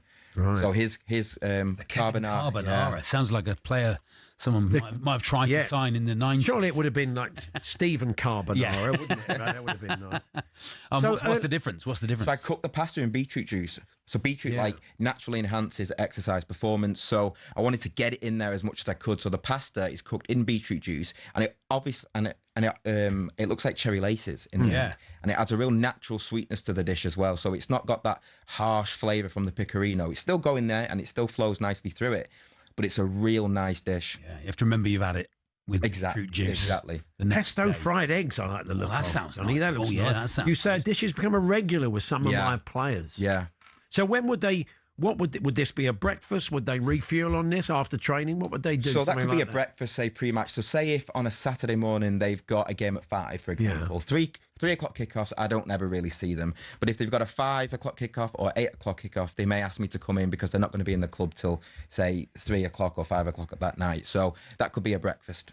Wow, very nice indeed. And Erling Haaland, we've seen on his YouTube channel now, tomahawk steaks has become a big thing with him. He's very into cooking. Yeah. He has to eat them with his hands. It's the old Viking in him, I guess. Well, we had Liam Cameron on last week, didn't we? Yeah. The boxer who said he's taken on a nutritionist and a chef, and that was the way. Yeah, he said it's transformed his career. Absolutely. It's made such a difference to him. Even if it's like internally within the body, but placebo effect as well. Like if you feel good, you obviously will play good as well. Yeah. And what was it like working with the stars? Do you have fussy eaters in there? God, yeah. We do, yeah. So I hope he doesn't mind me calling him out, but there was a guy at Burnley that I used to work for. Yeah. He's just gone on loan to Leicester. He's called Aaron Ramsey. Lovely guy. I love him to bits. He's one of the nicest guys I've ever worked for.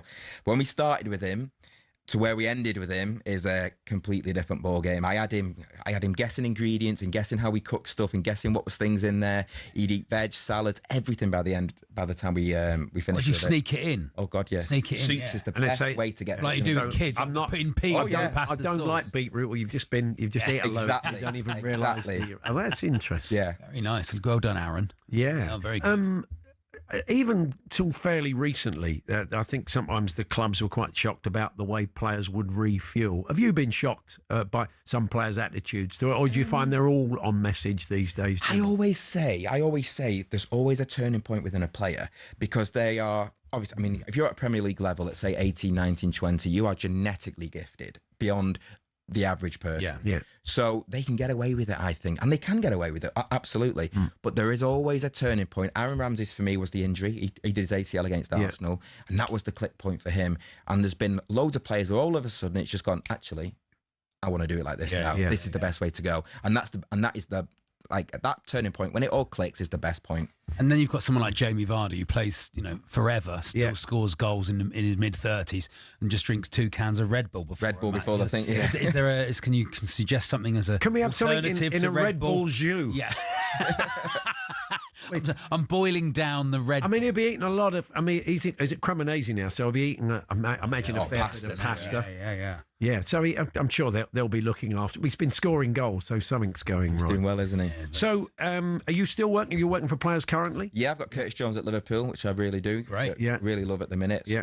It's nice to just be. I used to do 4 an evening, where I'd cook live at 4 players' houses an evening, and that was just chaos. It was absolutely mental. Really long like hours. Smithy and Gavin and Stacey for Christmas dinner.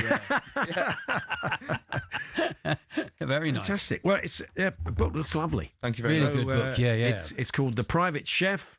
Johnny Marsh, Everyday Cooking, 80 recipes for every meal time. I think that's the only copy you've got there. I have. Paul, so be careful.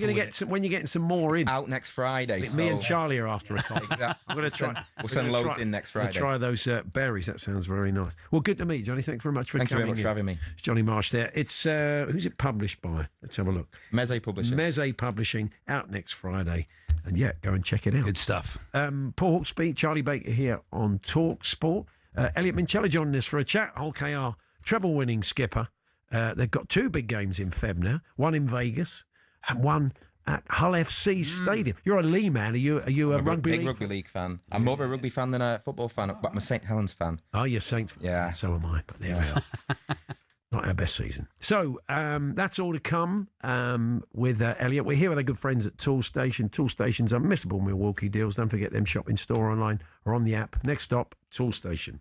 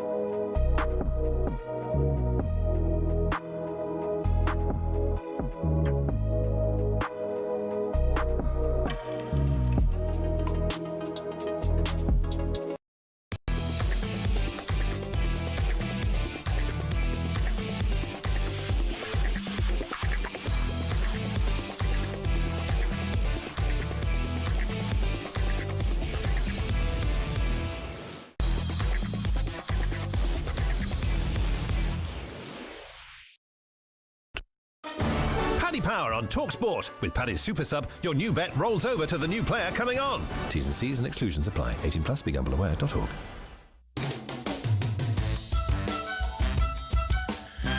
Just before we talk rugby league with Hull KR skipper Elliot Minchella, we're going to bring you a bet builder with our good friends at Paddy Power. Fern Buckley's here. We're going to look ahead to the Europa League game between Villa and Maccabi Tel Aviv. Hi, Fern. Hello, good afternoon. We're going to speed through today with time pressing. Yes. I've gone with John McGinn to score any time. Big night for him. Now his private chef's in place. Yeah, you're right. Just signed that contract extension. So could be celebrating with a goal. He has scored 3 times in all competitions so far this season. So that is in at 3-1. Fantastic. Yeah. Charlie, you fancy goals tonight? I think there's going to be a load of goals. Over 2.5 goals, please, Fern. This is a bit of an interesting one. Saying that Tel Aviv, they do concede 2 goals per match on average. Villa average around 2 at home. So maybe get an extra one. That's in at 4-9. Arsenal supporting producer winding me up by saying Matty Cash to have 2+ shots. Yeah, he's doing much better in the league when it comes to shots. He's taken 10 so far in 10 games. In this competition, though, he's had 1 in 3 games. He has got that potential, though, especially against a side that has a less than impressive defensive record. For him to get 2 or more shots, that is in at 8-5. Popular choice with the Paddy punters, a Villa win. Yeah, Villa win is that. Well, that is what they're looking at. They're going to be hoping to get back to winning ways. They've lost only once in all competitions at their home stadium in 13 months, and their opponents have scored just 2 goals away from home in the last 3 matches. So it is looking pretty likely. It's why it's the popular pick. That's in at 1-6. And what have you gone with, Fern? I've gone with Mohamed Kamara to be carded. No player on either team has received as many yellow cards this season as him. They said 6 times. 3 of those have come in Europe. I think it could happen. We are losing you a bit intermittently, Fern. If we can, what are the odds we're looking at? Hopefully you can still hear us. What are the odds we're looking at for this then? Oh, no. Am I back? You're back. You're back. Go for it. Give us the odds, Fern. Oh, you're back. I was going to... It's in at 9-4. It all comes in at 37-1. So for a £10 bet, you can get a return of 390 quid tonight. And if we get it right, they can... There we are. Yeah. 390. Yeah, we lost Fern again. Attitude Foundation. Lovely stuff. So they are. Thank you, Fern. If you can still hear us, Paddy's bet builder for today. Minimum odds 1 to 5. Playing 18 plus. begambleaware.org. Paddy Power on talkSPORT. With Paddy's Super Sub, your new bet rolls over to the new player coming on. T's and C's and exclusions apply. 18 plus. begambleaware.org.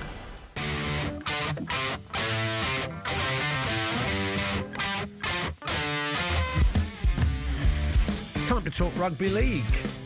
And earlier on in the season, we spoke to our next guest, and I think it's fair to say the season went rather well, ultimately. It did, yeah, very good indeed. Him and his team, Hull KR, is much better. Skipper. Elliot Minchella joins us. Hi, Elliot. Hello, Elliot.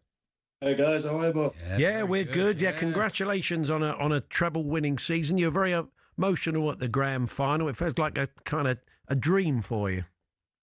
Yeah, it's probably still sinking in to be honest with you. Like you said, I spoke to you early on in the year, and probably didn't imagine that the year would have turned out the way it did. But yeah, still sinking in really. Had some time to reflect on it all, but yeah, what a year, and really looking forward to obviously what's to come as well, which is very exciting. Yeah, there's a lot going on for the team. We've obviously got Vegas against Leeds, and the World Club Challenge is back. They've found a date, haven't they? So. But what's interesting, you're going to be playing at FC's place, aren't you? Yeah, the football stadium. Yeah. So, yeah, no, really looking forward to it. I'm really pleased the game's going ahead in Hull, to be honest with you. Obviously, I've seen reports going to Leeds or somewhere out in the Middle East as well. So, but yeah, I'm really pleased that it's actually happening in Hull. Obviously, for our supporters, it's never happened before. We've never been involved in the game, so for them to be able to make it more accessible for them, I think that's great. So it's a greiter capacity. It's 25,000 capacity, but there's going to be a few of your fans holding their nose as they go in, isn't there? I'm sure.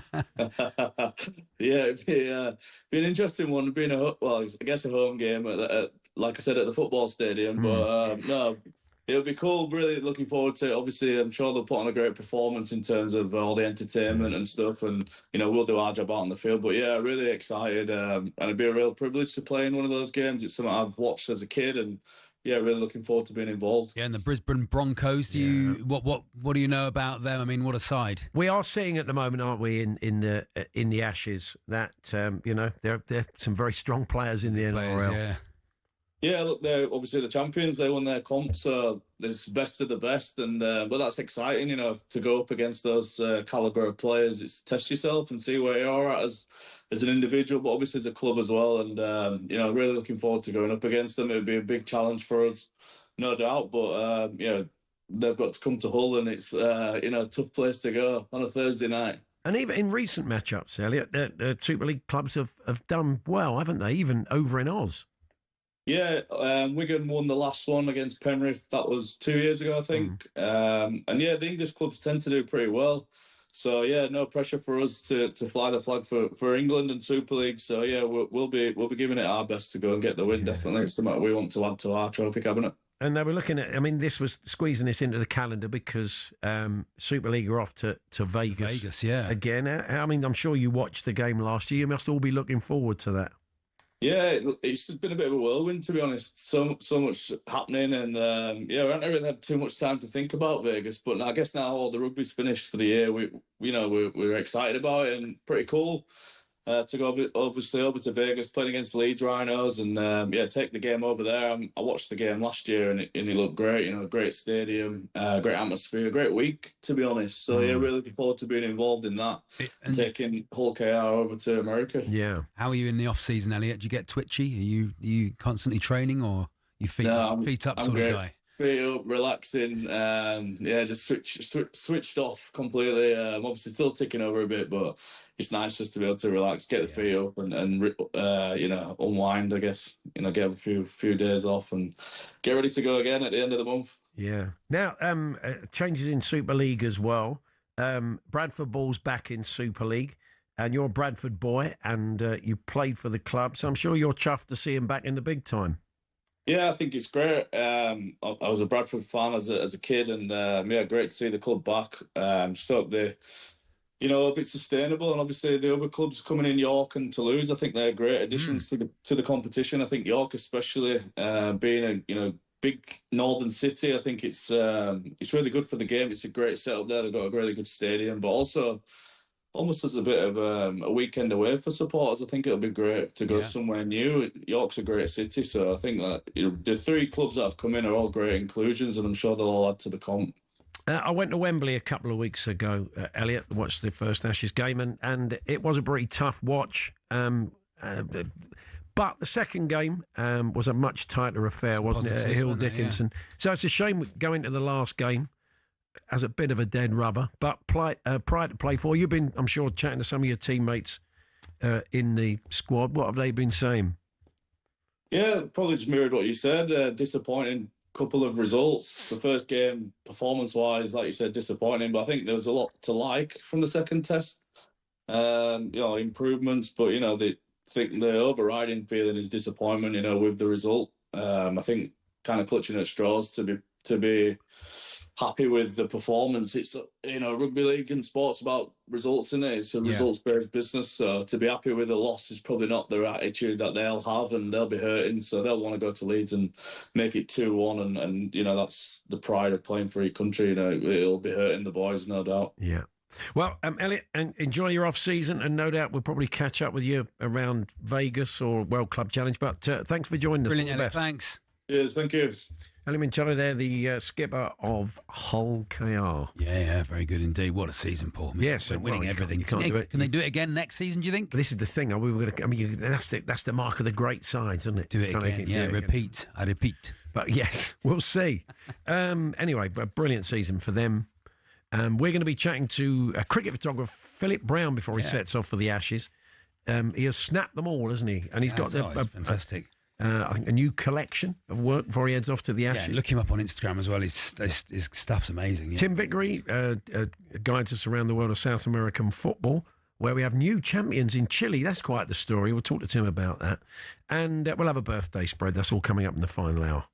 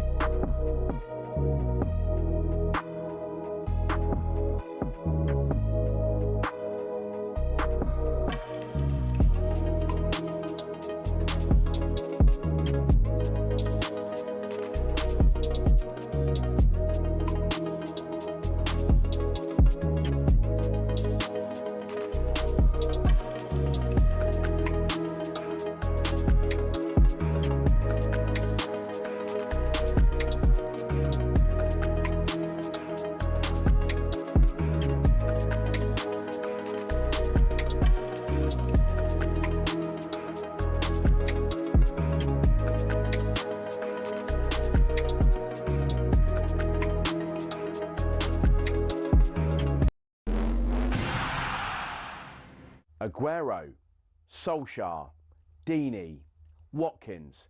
Sure, you know all about those last-minute goals, but have you heard the one about the on-loan goalkeeper who saved his temporary employers from disappearing out the Football League and into almost certain financial oblivion? Back in 1999, Carlisle United, managed by Nigel Pearson, were fighting to stay in the Football League. Carlisle's finances were precarious with a capital P that season, leading to a scenario where, with 3 games to go, they had to ask the FA to sanction an emergency loan deal to bring in a goalkeeper. Swindon Town's Jimmy Glass arrived at the club. His efforts in his first 2 games earned the Cumbrians 2 draws. Those vital points meant that Carlisle went into their final game of the Division 3 season, now League 2, needing to beat mid-table Plymouth Argyle in front of their own fans and hope their relegation rival Scarborough didn't win against Peterborough at home. The game at the McCain Stadium finished 1-1, and with the same scoreline at Brunton Park deep into injury time, Scarborough's fans invaded the pitch en masse, believing their Football League status was secure, convinced they'd done enough to stay up. However, there'd be one more plot twist. Carlisle won a corner in the dying seconds, and up came Jimmy Glass. In one of those you couldn't make it up moments, Glass scored from a rebounded header and was promptly swamped by teammates and thousands of fans who quite simply couldn't believe what they'd just witnessed. As for Jimmy Glass, he became an overnight celebrity, but he never played for Carlisle again, and his playing career never really kicked on after that defining moment. He took on various jobs outside of football before finding his way back into the sport as player liaison officer at Eddie Howe's Bournemouth, and most recently the general manager at non-league Wimborne. Not the fairy tale ending to one of the most Hollywood moments in football, but the name Jimmy Glass will live on forever as the scorer of that goal, arguably the most important in any club's history.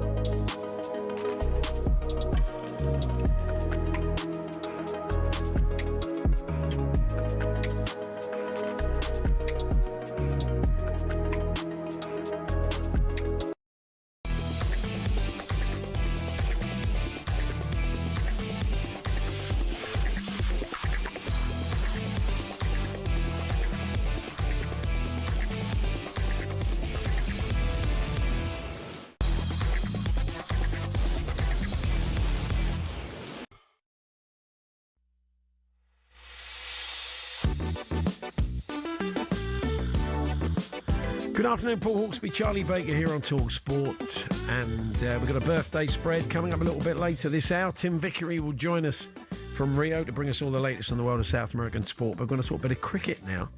Instead of heading off to Australia for the Ashes, Philip Brown, one of our top cricket photographers, has popped into the studio. Philip, good afternoon. Good to see you again. Good afternoon to you. Nice to be here. Yeah, you had a book out a few years back. You popped in and saw us. I remember the lovely collection of photos. So how did the colours of cricket? Yeah, I'll name it if you're not going to name it. Still available. Still available. Yeah. Good. It's still got some, have they? Yep. Yeah, they have still got some. We keep printing all the time. How did sort of cricket become a speciality to you then? I think the honest answer to that is that other photographers realised that was a 12-hour day, and if you popped off to football or rugby, you'd be home in about 3 hours. So that's it. And I kind of went, I don't mind too much. I don't mind sitting on the boundary and doing that. So that's how I started to specialise in a way, and I did like it. I did enjoy the whole thing. So yeah, 1988 was my first Test match, and here I am planning to go out to the Ashes next week and do, I think, my 81st Ashes Test. Right. Wow. So when you're taking photographs at what, the Gab or wherever it is, you must know all the best spots. I mean, are you on the move all the time? As your sort of cricket photography royalty, do you get a special throne that you sit in with the best view? Not quite. That's a great suggestion. And I hope Cricket Australia bring your own throne. Yeah, that would be nice. It depends on the kind of at the ground. There's different places that you might sit during the day, like Sydney and Melbourne. The last session turns into a beautiful kind of backlit spot, so you've kind of got to wait 5 hours until you suddenly go, the light's magic now, let's start to work. And if you haven't expired from the heat, off you go, and you do that. But yeah, there's Australia's tricky for positions, because you get there and you realise the light is basically straight above their head, and everything's going to look rubbish for quite a long time until the light goes down in the evening. But the throne's a great idea. Yeah, the throne. I like that. What do you look for? Because there's a lot happening in a Test match. There's a lot not happening, and the important moment can happen so quickly. So are you always looking for that moment? That's exactly it. You just got to be there. You got to be ready. and you've got to take the opportunity. There's probably kind of 4 or 5 opportunities for really good pictures during the day. I mean, we have 540 balls during the day, and but you don't know which one. You don't know that Carey's going to lob the ball at the stumps and Johnny Bairstow's going to be off for a walk. Exactly, so if you're not there, Gary Pratt's going to turn up, and wang it in, and win the Ashes for England. Yeah, and who was it? Ricky Ponting walking up the set. I still regret that I wasn't close enough to hear what he said to Duncan Fletcher, but it wasn't nice. Whatever he said. Have you got to know quite a few of the players over the years then? Yeah. There's you have to. Yeah, walking past you, constantly, or on the boundary in Bangladesh or something, and they want someone to talk to. So who would like a chat? Who was the king of liking maybe a chat if they were out on the boundary field? Sadly, the answer's probably me. Oh, okay. So you'd engage them in a chat? Yeah, they'd probably want me to shut up before anything. But no, they're all good guys, and it's been a pleasure doing it over the years. And they all talk back, but I probably talk more to them than they do to me. Yeah. Did they come and tap you up? Did you get that? Did you get my catch? Did you get that moment? Did you get my catch? Did you get, It's rare. Yeah. It's rare. But if there's something really special, I'll normally try and share it with them and, send it off to them. I've got email addresses and things. Yeah. But, I don't try and spoil it. They're not getting like 4 pictures a day or anything. But a century, I might send it over. Yeah, a little bat up, yeah. And are you watching the sport? Like, can you get involved in the sport, or are you so looking for the shot that you're sort of slightly removed from it? It's a great question. I like that. Finally, Paul. But, that's it. Yeah. Write it down. 3:10 and 59 seconds. Yeah. I think it's a fail if I am getting caught up in the game. Like Headingley 2019, Ben Stokes is hitting it everywhere, and you're kind of like, this is amazing. And the other half of your brain's going, shut up and just do what you're here for, and like try and get in the. It's amazing. Like Headingley, for example, and he did hit it the wrong way for me, Ben Stokes. But there was a little gap between the slips, and I got him and Jack Leach celebrating, and literally, if I'd been 12 inches to the left or 12 inches to the right, I wouldn't have got that. Yeah. So it's absolute inches are critical in cricket, and you are lucky sometimes, but you make your own luck by being there. But 81, for every ball. 81 Ashes tests. You know where to be. Well, it will be. Yeah. If I get to Perth. Hope it's the same result as the 81 Ashes. Well, certainly the Headingley. So. Do you think it's important that you love cricket to do the job? Because you say you have to kind of detach yourself. In some ways, it's probably better that you don't get as involved in the game. Yeah, I think I love getting a really good cricket photo more than I love cricket. But I do you play a bit though, don't you? You've played with Charlie before. Yeah, we played this summer. Yeah, and we were. I said we had Steve Finn on yesterday. Paul, he's got a book out on Friday. I got him in the team because they were going to not use him, and I said, give him a run. Well, also, actually, they did give him out on 6, a really dodgy LB decision. Like, no one was there to watch me play cricket. They were there to watch Steve Finn play cricket. W.G. Baker. But yeah, we played in a Lord's Taverners game in the summer, didn't we? Very nice. Very Wormsley. Wormsley, which is John Paul Getty's place. But I like cricket. Don't get me wrong. I'm not, but it's more a profession. I mean, you like sport, but how are you going off to Brentford and Chelsea 6 times a week? Not 6 times a week. No. I was in Farnborough last night. But how do you see the Ashes going? Yeah, and with Cummins, it looks like he's going to play in the second test. Oh, really? Whether it's kidology or not, I don't know. But it looks like he could be back for the second test. But how are you feeling about it? Well, I hope it's close, and it's always nice if England, 10-11 when Michael Beer was out and England had won the Ashes 3-1. It was amazing to be there. So it's always nice if the away team does well. So I think Australia are running scared a bit. All this talk of, they've got one guy under 30. Dad's Army, they're being called. And they don't know who the top 3 are. And we're less than 2 weeks away. Yeah. So I think England are going to do well. Ben Stokes walking through an airport was a front page story. Oh, what yeah. do they expect him That's to just, do? it's true. John Etheridge in the Sun, fairly rubbish sledging. He just made up some terrible tabloid story that had no basis in anything. But that's what it's going to be like, isn't it? This sort of phony war in the papers. And stuff. But hopefully on January the 8th, I'm there and saying to Ben Stokes, mate, come over here and just kiss that urn. Yeah. Don't worry about the other photographers. And that's what I'm hoping. And what is that? That's 2 months away. Yeah. We're going to be in Sydney for that. So, very much looking forward to it. Well, the link for your book, I see, is still up from when you came in. Very nice. So, philipbrownphotos.com, and you can see some stuff. The perfect Christmas present brilliant. for the cricket lover in your life. And have a great trip. Enjoy. Thank you very much indeed. Good I to will see. do. There's top cricket photographer Philip Brown. Maybe we'll catch up with you during some ungodly hour. We'll give you a call during the Ashes, Philip. This feels like it'll be the middle of the night. Yeah, definitely. We'll try. I'll have to stay up. Yeah, exactly. Just ask Max Rushton. Yeah, he's in there. Nice one. Thank you. Thanks very much for that. Thank you. Philip Brown there. Tim Vickery joining us next. We'll have a birthday spread for you. We're here with our very good friends at Tool Station. They're unmissable Milwaukee deals at the moment. Shop in store, online, or on the app. Next stop, Tool Station.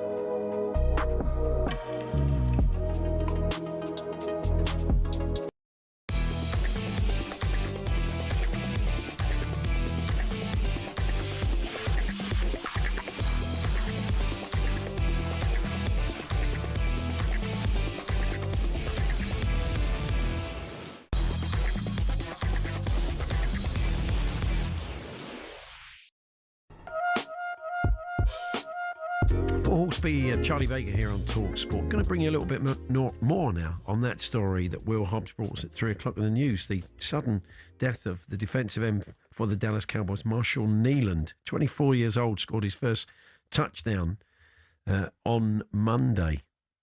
Brian T. Smith, part of our top team on American sports, joins us. Hi, Brian. Hey guys, how are we doing? Yes, what a shocking story. I mean, we don't really know a great deal more. It's just this statement from the Cowboys, but absolutely tragic. Yeah, it really, really is. We have all this covered at talksport.com.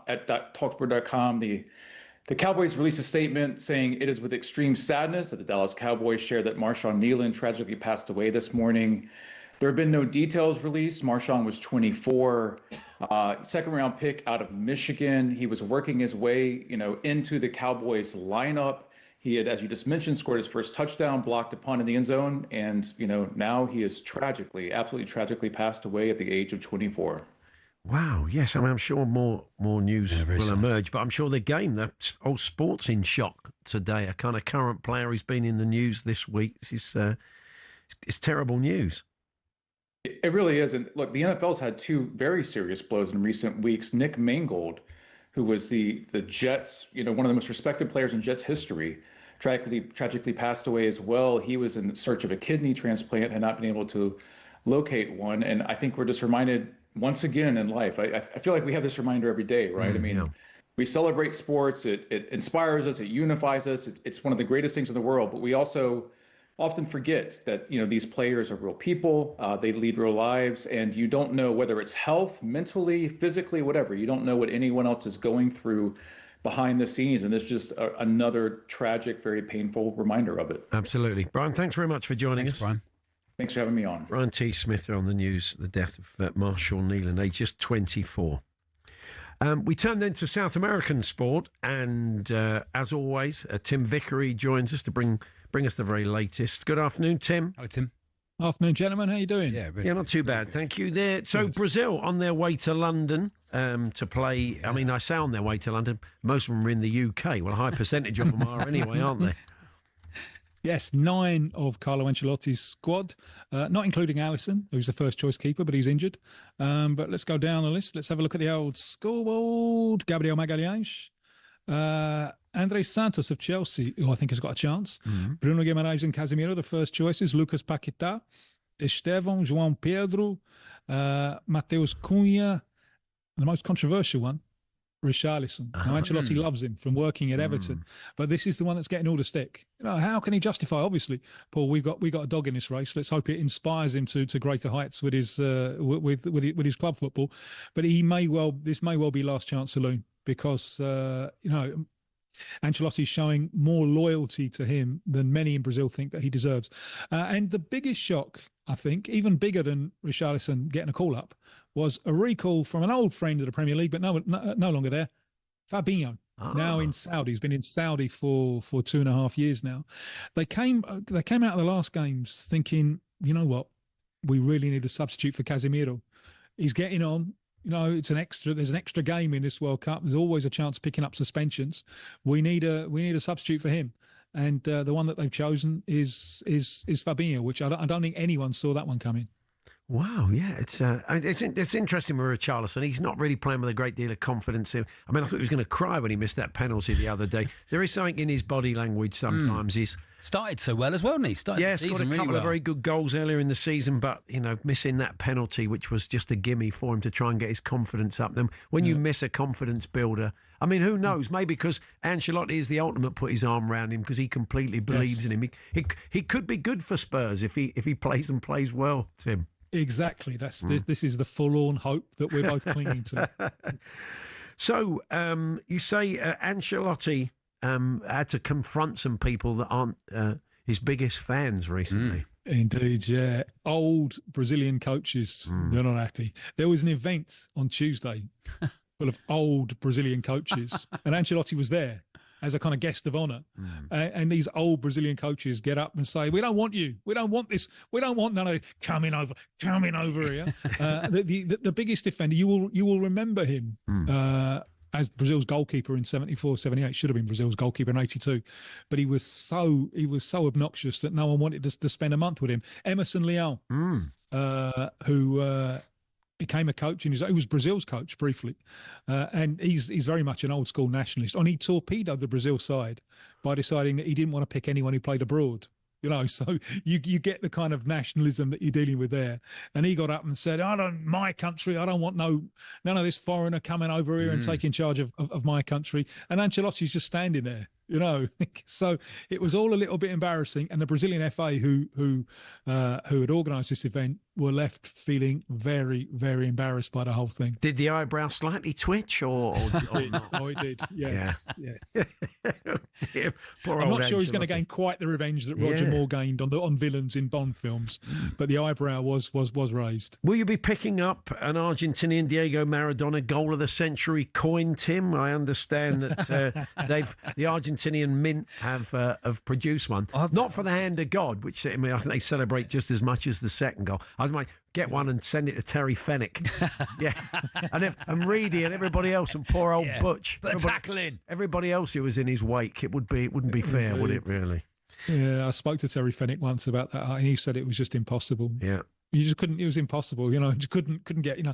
And you speak to England players who played that game, and they'll tell you that the second goal, it couldn't possibly have been scored. The pitch was just coming apart. He couldn't do it, but no one told him it was impossible, so he went and did it anyway. Yeah, no Van der Ven, though, is he? And the boys on the Sweeper podcast, who often unearth these interesting tales from around the world, tell us that Chile have a new champion, Piratas, the Pirates. This is quite a story. They went on an incredible run at the end of the season. They're not a particularly sort of fancied side, but they did brilliantly, Tim, to win the title. No, it's the first ever win for Coquimbo Unido, which is maybe 200 miles north of Santiago.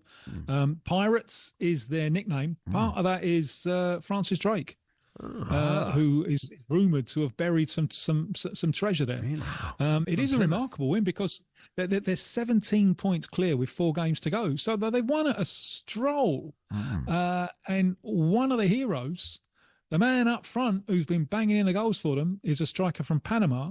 You'll like this one. Not a lot. By the name of Cecilio Waterman. They got their own minder up front. Is it any wonder? And he was so good for them, by the sound of it, wasn't he? Indeed, yes. Writes the theme tune. He wrote the club song and sings the club song. He got all of that. He sings the club song. Fantastic. Nice one, Tim. We're out of time. We'll catch up with you soon. All the best. Thanks, Tim. Look forward to it. Cheers. There we are. There's Tim Vickery there, a man on the world of South American football.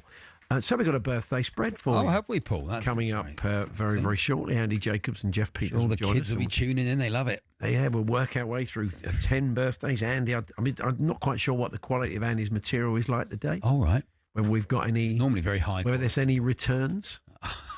And are you feeling confident, Charlie? I've been winning one, you've been winning one. Whose turn is it? Yours. No one's been able to... A few people have got in touch about it, actually, this week, Paul. Oh, okay. They love it. Well, a lot of them said it's a kid's game and a waste of half an hour, and I could only agree. If you lose. That's right.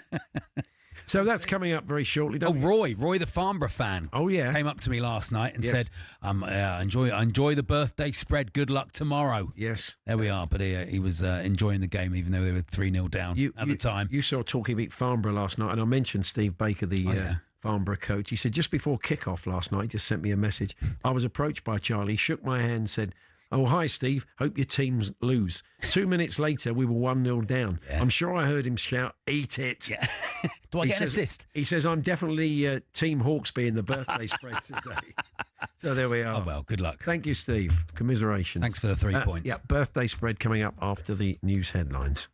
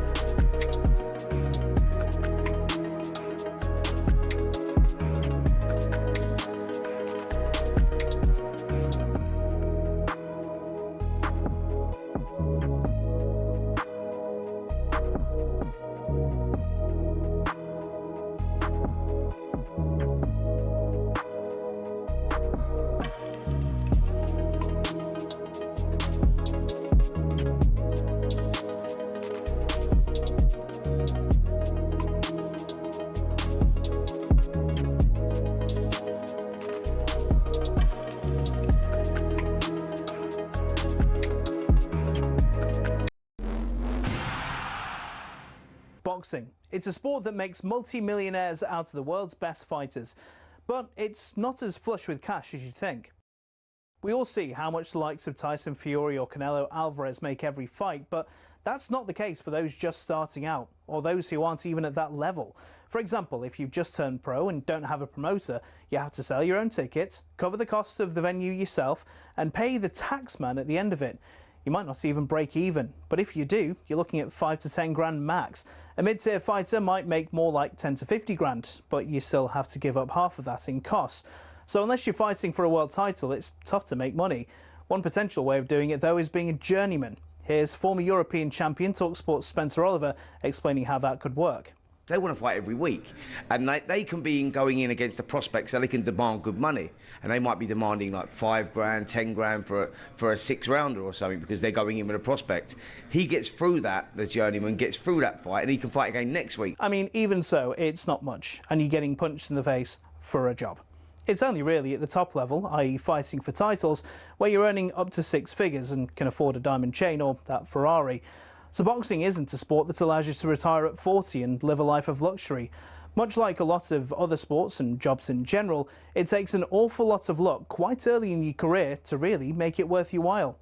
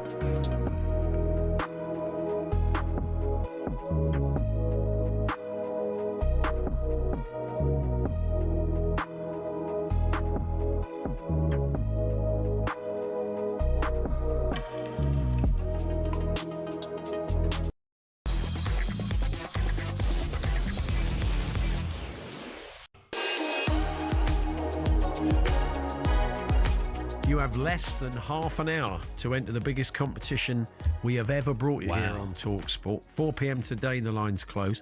Your final chance to play for your shot at up to £100,000. Yes, £100,000, completely tax-free. If you're our lucky winner, you'll be joining us at talkSPORT Towers on Thursday, the 13th of November, to play for that life-changing cash. Here's how to enter, and good luck. 18 plus UK excluding Northern Ireland. For a chance to win, text the word cash to 83338 and you're in the draw. Text costs £2 plus 1 standard network rate message. You must have the bill payer's permission, or you can enter for free by calling 0330 880 3338. All entries must be received by the 6th of November at 4 p.m. This is a TalkSPORT limited promotion run on TalkSPORT, Talk and Virgin Radio UK stations. Full terms and conditions at talksport.com. That good luck, the full Poogatch. Yeah. Now, normally we get a few messages coming in at half-time in the birthday spread. We're getting some pre-match correspondence. Harry's been in touch. Love the spread, lads. Highlight of a week in a tractor. Got my mate Ben Smith listening in. Hopefully he'll be awful. Lovely attitude to Harry. I like that. Boys, honestly, the birthday spread, best thing on the radio. Listen for years. First time taking part. That's from Anonymous. Just written BS on a piece of paper ahead of the spread, which is exactly what it is. Steve from Wincham. You're absolutely right, Steve. It's a waste of half an hour and a kids game. It is. We hope you play along at home. Maybe take some of your mates on. Do let us know, but we'll bring you the best of the listeners' scores at half time. But let's get underway. It's a simple game, really. That's nice. Played by simple people. It is. Maybe that's its tagline. That's what it is. 10 birthdays. Andy has collated this week, Andy Jacobs. He's got a little gag attached to each one. And we have to guess these people's ages. Someone has to keep score. It's befallen Jeff Peters, I'm afraid. Nice. That's the cross he has to bear. Good afternoon first, Andy. Hello, Andy. Good afternoon, boys. Yes. What's the a artwork? bit grim this week, but I'll put a lot into it. Nice bit of art behind you, Andy. Yes, I just finished that. I've been working on that this morning. It's wow. A bit messy, but it's drying out. I mean, What's it called? It's called. It hasn't got any name yet. Oh, okay. Well, let's ask the listeners who are watching on Connect TV to name that painting. You'll have a chance to name the painting, and we'll bring you the best of those a little bit later on. Jeff, good afternoon, Jeff. Good afternoon to you, boys. Charlie won last week, continuing the run of alternate victories. Yeah. Paul, Charlie, Paul, Charlie. It's 2014 to Paul this year. That would suggest a very competitive game. Let's see if someone can string a couple together. A margin of error of build as we try and guess these birthdays, and it's the one after 10 birthdays with the shortest margin of error. That is the winner of the birthday spread this week. We're joined always by Pele and Sergio Mendes, and here they are. So, first birthday, Andy, for Charlie, who leads us off. Okay, it's the very fine actress, Tilda Swinton. Oh, yeah, Tilda Swinton, yeah. I was working on her organic farm, actually. I wasn't allowed to leave work until all the herd had bedded in for the night. I had to stay till the cows came home. That's very good. Enjoyed that. That's very good, yeah. Tilda Swinton. Tilda Swinton, yeah. Got her own insurance company, hasn't she? Yeah. And rugby league team. Rugby league, yeah, that's true. Tilda Swinton. He's got away. Yeah. Tilda Swinton, I don't see her as rugby league, do you? Not very rugby. I don't see her watching Swinton play. How old is she, though? That's the big question, and that's all anyone really cares about. Yeah, go on then. 44. I think she might be a bit older. She looks young, doesn't she? Not a lot of loads, Charlie, yeah. It depends what she's in. That's true. 51? Believe it or not, I couldn't believe it. She's 65. No. I know. I can't believe it. Wow. I don't blame you for that. It was a very tricky one. That was hard, wasn't it? That's it. Yeah. That's it, game over. Keep off the sunbed. Talk about, that's the key, isn't it? Let's just discuss who's better, Ronaldo or Messi, for another 20 minutes, then we can all go home. That is, I mean, honestly, that is a fantastic advert for not lying in the sun, isn't it, Jeff? Absolutely. What's the scores, Jeff? Paul is 14 out and Charlie is 21 out on that. So awful. A waste of time. Happy birthday. Awful start to an awful game. Yes, come on, here we go. This is the earliest he's ever gone, Blimey. It's ridiculous. Birthday the number 2. fine golfer, Gary Player. Oh, yeah. So, it's knowing that. Yeah. I love that Gentle song, on my mind. Somebody find that so we can play it Yeah. during this bit. He's so fit for his age. I remember asking him if I could borrow his barbells and dumbbells to work on my pecs. But I ended up having a coughing fit through overexertion. I was choking on players' weights. Oh, nice one for fans of old cigarettes. For the kids. Lovely joke for the kids. Some cigarettes from the 60s and 70s. Andy Jacobs' Capstan full strength material. It's a cigarette, kids. Yes, a cigarette, kids. That's it. It's players' vapes. I'd say. What a joke. Got to be getting on, Gary. I reckon that'll be the only players' weights joke on national radio today. I'm going to put my neck out. Yeah, it is. Yeah.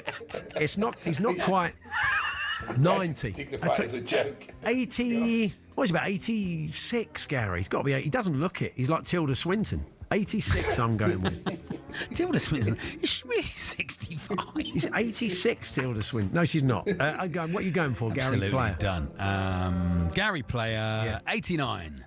Very good, Charlie. 90. Wow, he is a big lovely. one for Gary. Sensational for 90. Yeah. Okay, so what's that done to the scores? Paul 4 out onto 18, Charlie 1 out onto 22. Oh, there we are. That's very Four, good. isn't it? Birthday number Exciting 3. now, isn't Here it? we go, Andy. Birthday number 3, the designer and businesswoman, Kath Kidston. Oh, yeah. Kidston, yeah. And when I worked for her, actually, the company was up for a Designer of the Year award, but I bumped into Alan Hansen. He said, "You won't win anything with Kidston." Nice, yeah. Kidston, you know her stuff. It's a Kidston game. Yeah. It is a Kidston's game. A waste of half an hour. It is a Kidston. Very good, Jeff. It's good. We like that Still one, laughing, Jeff. Still laughing. I'll tell you what was good about it. It was a one-liner. It was you were in, you were out, and it was like you weren't even there, but you were, and that was the important thing. So here we go. Kath Kidston. I'll never know how old these people are because they could be 100, couldn't they? Exactly. They could be 25. Yeah. So for that, I'm going to say 52. Okay. I think she is quite young. I'm guessing. I'd go early 60s, 61. 67. Oh, God, this is an awful game. Okay. No, there's a lot of flux. There's a lot of flux in this. No, there's a long way to go yet. Wait, it's not even half time. A lot of flux. What's the score? What's the score, Jeff? Paul is on 24 because he was. Paul was Adrian Flux. So Paul was 6 out onto 24, and Charlie 15 out onto 37. 13 the gap. Very after early 3. days. Very early days. Terrible. Birthday number 4, Andy. Birthday number 4 is the bassist and co-founder of Deep Purple, Nick Simper. Nick Simper. And he used to love preparing a Japanese tea ceremony for famous people. I was there when he put one on for Gary and Phil Neville. Yes, it was sympathy for the Nevilles. Very good. Good, very good indeed. I was working on a sort of bittersweet symphony, but I couldn't find anything funny with it. So I thought, do you know what? That's what I'd do in that situation, Jeff, is just not say it. Yeah, exactly. So that's why I didn't do it. Yeah. I prefer your quick quick one-liners. I prefer your Tim Vine material. Sort of Tim Vine guy. I'd say I'm for it when you just give the scores. I like that bit. Yeah. Oh, that's no need for that. Sorry, Jeff. That's cruel, that. Say sorry to Jeff. I said sorry, Jeff. I knew I'd crossed the line. I knew I'd crossed the line. Yeah, 1 week ban. And I'll play Max Rushton. Just have a kickabout. Just have a beer match with Max Rushton because there's no competition. Not playing FC Copenhagen. I'd say, wow, he's got to be in the Gary Player envelope. Well, I thought, I want to go 83. Yeah, I think he's up there, yeah. Smoke's on the water. I've still got to go, yeah. Oh, yeah, sorry. You gave it away there. Go on, then. 85. 80. Oh, 80, sorry. Way Eagles. Sorry, Nick. Sorry, Nick, if you're listening. What's that done, the scores, Jeff? Paul on 27, Charlie on 42. Okay, come on, Charlie. Hang in there. We're going to half time. You can regroup at half time. Honestly, there's some names in here you won't know. You two are like, it's like parents. Come on, we're nearly there. Come on. You can do it. Just stay in the car. Just work a bit hard. Keep going with your GCSEs. You just can get get that to the B end of it. Just get a B+, I'll be happy. Go on then, here we go. Roisin Curry, the chief executive of Greg's Bakery. Roisin Curry. You may have seen her actually when they did that documentary on Greg's. It was really interesting. Okay. Anyway, she's the chief executive, and she wanted darts commentator Wayne Mardell to join the Greg's board. Yeah. But Wayne said, "I can't bake. I can't bake. I can't bake. Can't bake. Can't bake." What's a lot of noise going on there? Yeah. Anyway, yes. Sound effect of a page turning. What do you think? Sorry about that. Yes, who is she? Say it again. She's the chief exec of Curry. Not of Curry. Chief exec of Curry's. Greg, the chief. Not Roisin, Greg's from Curry's. Yeah, Curry's. They don't sell a thing in there. Okay. Chief exec of Greg's. 58. That's good going. I'll go 54. Oh dear, she's 54. Oh, here we go.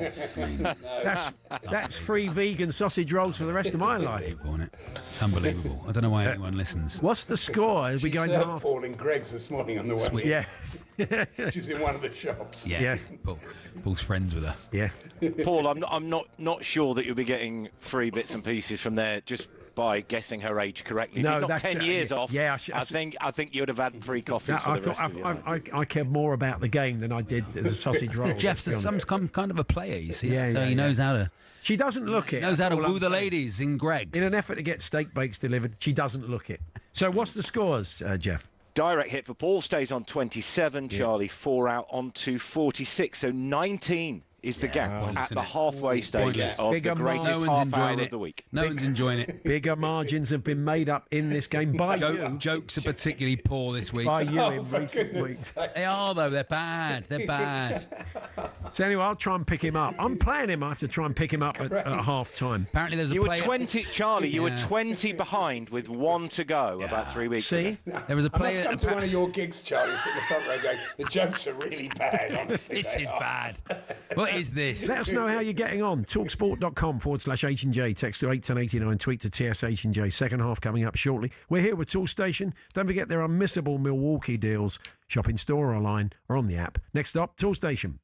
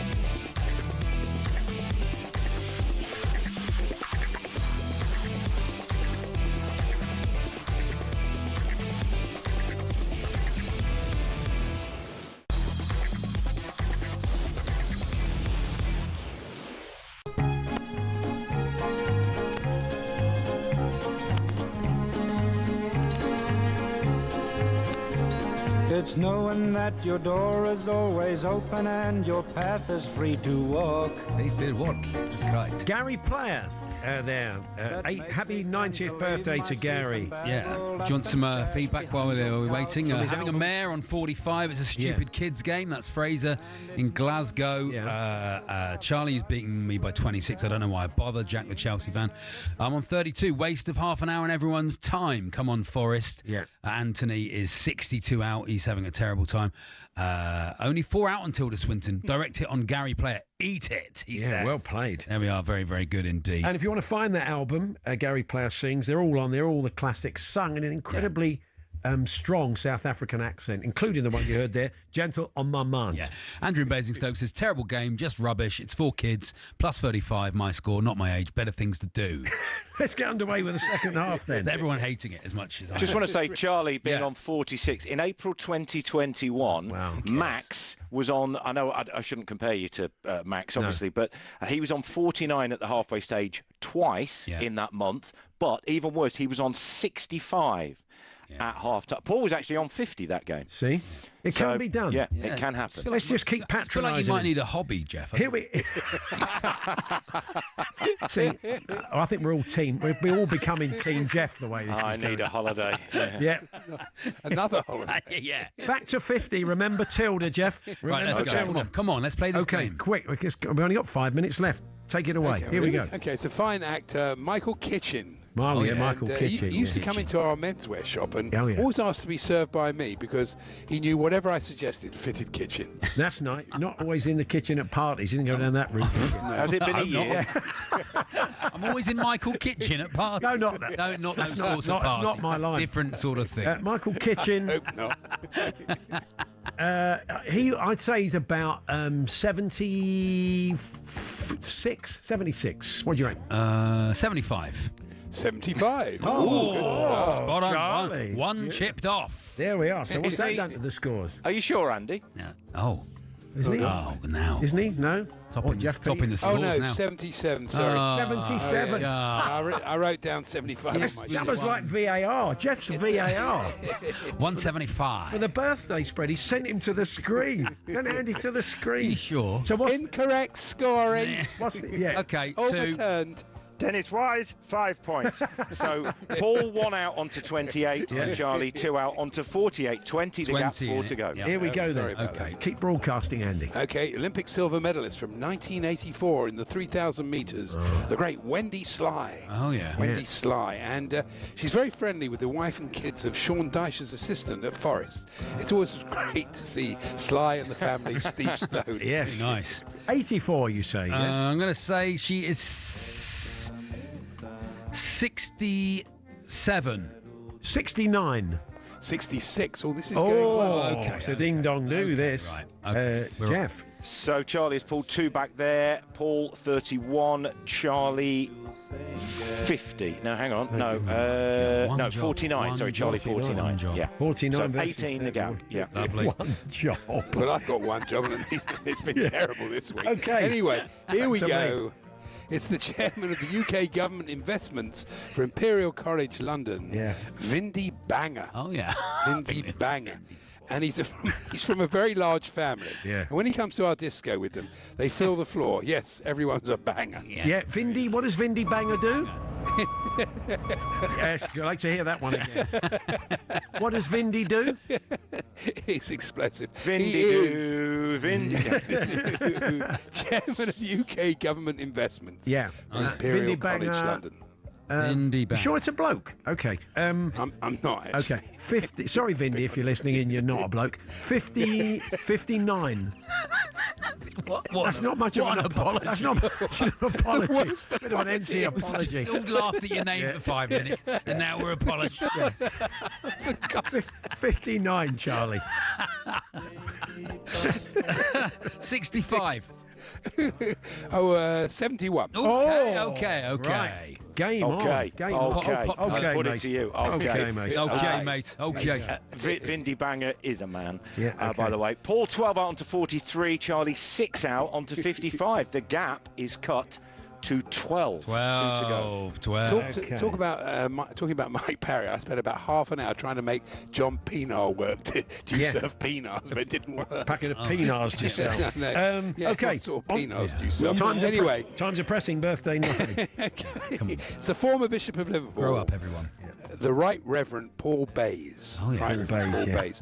And last week he cooked me a tomahawk steak wrapped in gold leaf that was utterly tasteless. Oh, yeah. I said, that's what happens when you forget to add the salt base. Wow. Very nice. 82. There he is on the base. No, it's Charlie's Oh, it's guess. Charlie. Is it Charlie? Sorry about it. You got 82. What is he again? You're going first. You can. Reverend Paul Bayes. Not right. He's right. No, he is right. The Right Reverend. Yeah, Right Reverend. Yeah. Former Bishop of Liverpool. Only got a minute left. Former bishop. Okay, not reasons. No reasons why he's former bishop. Okay, 85.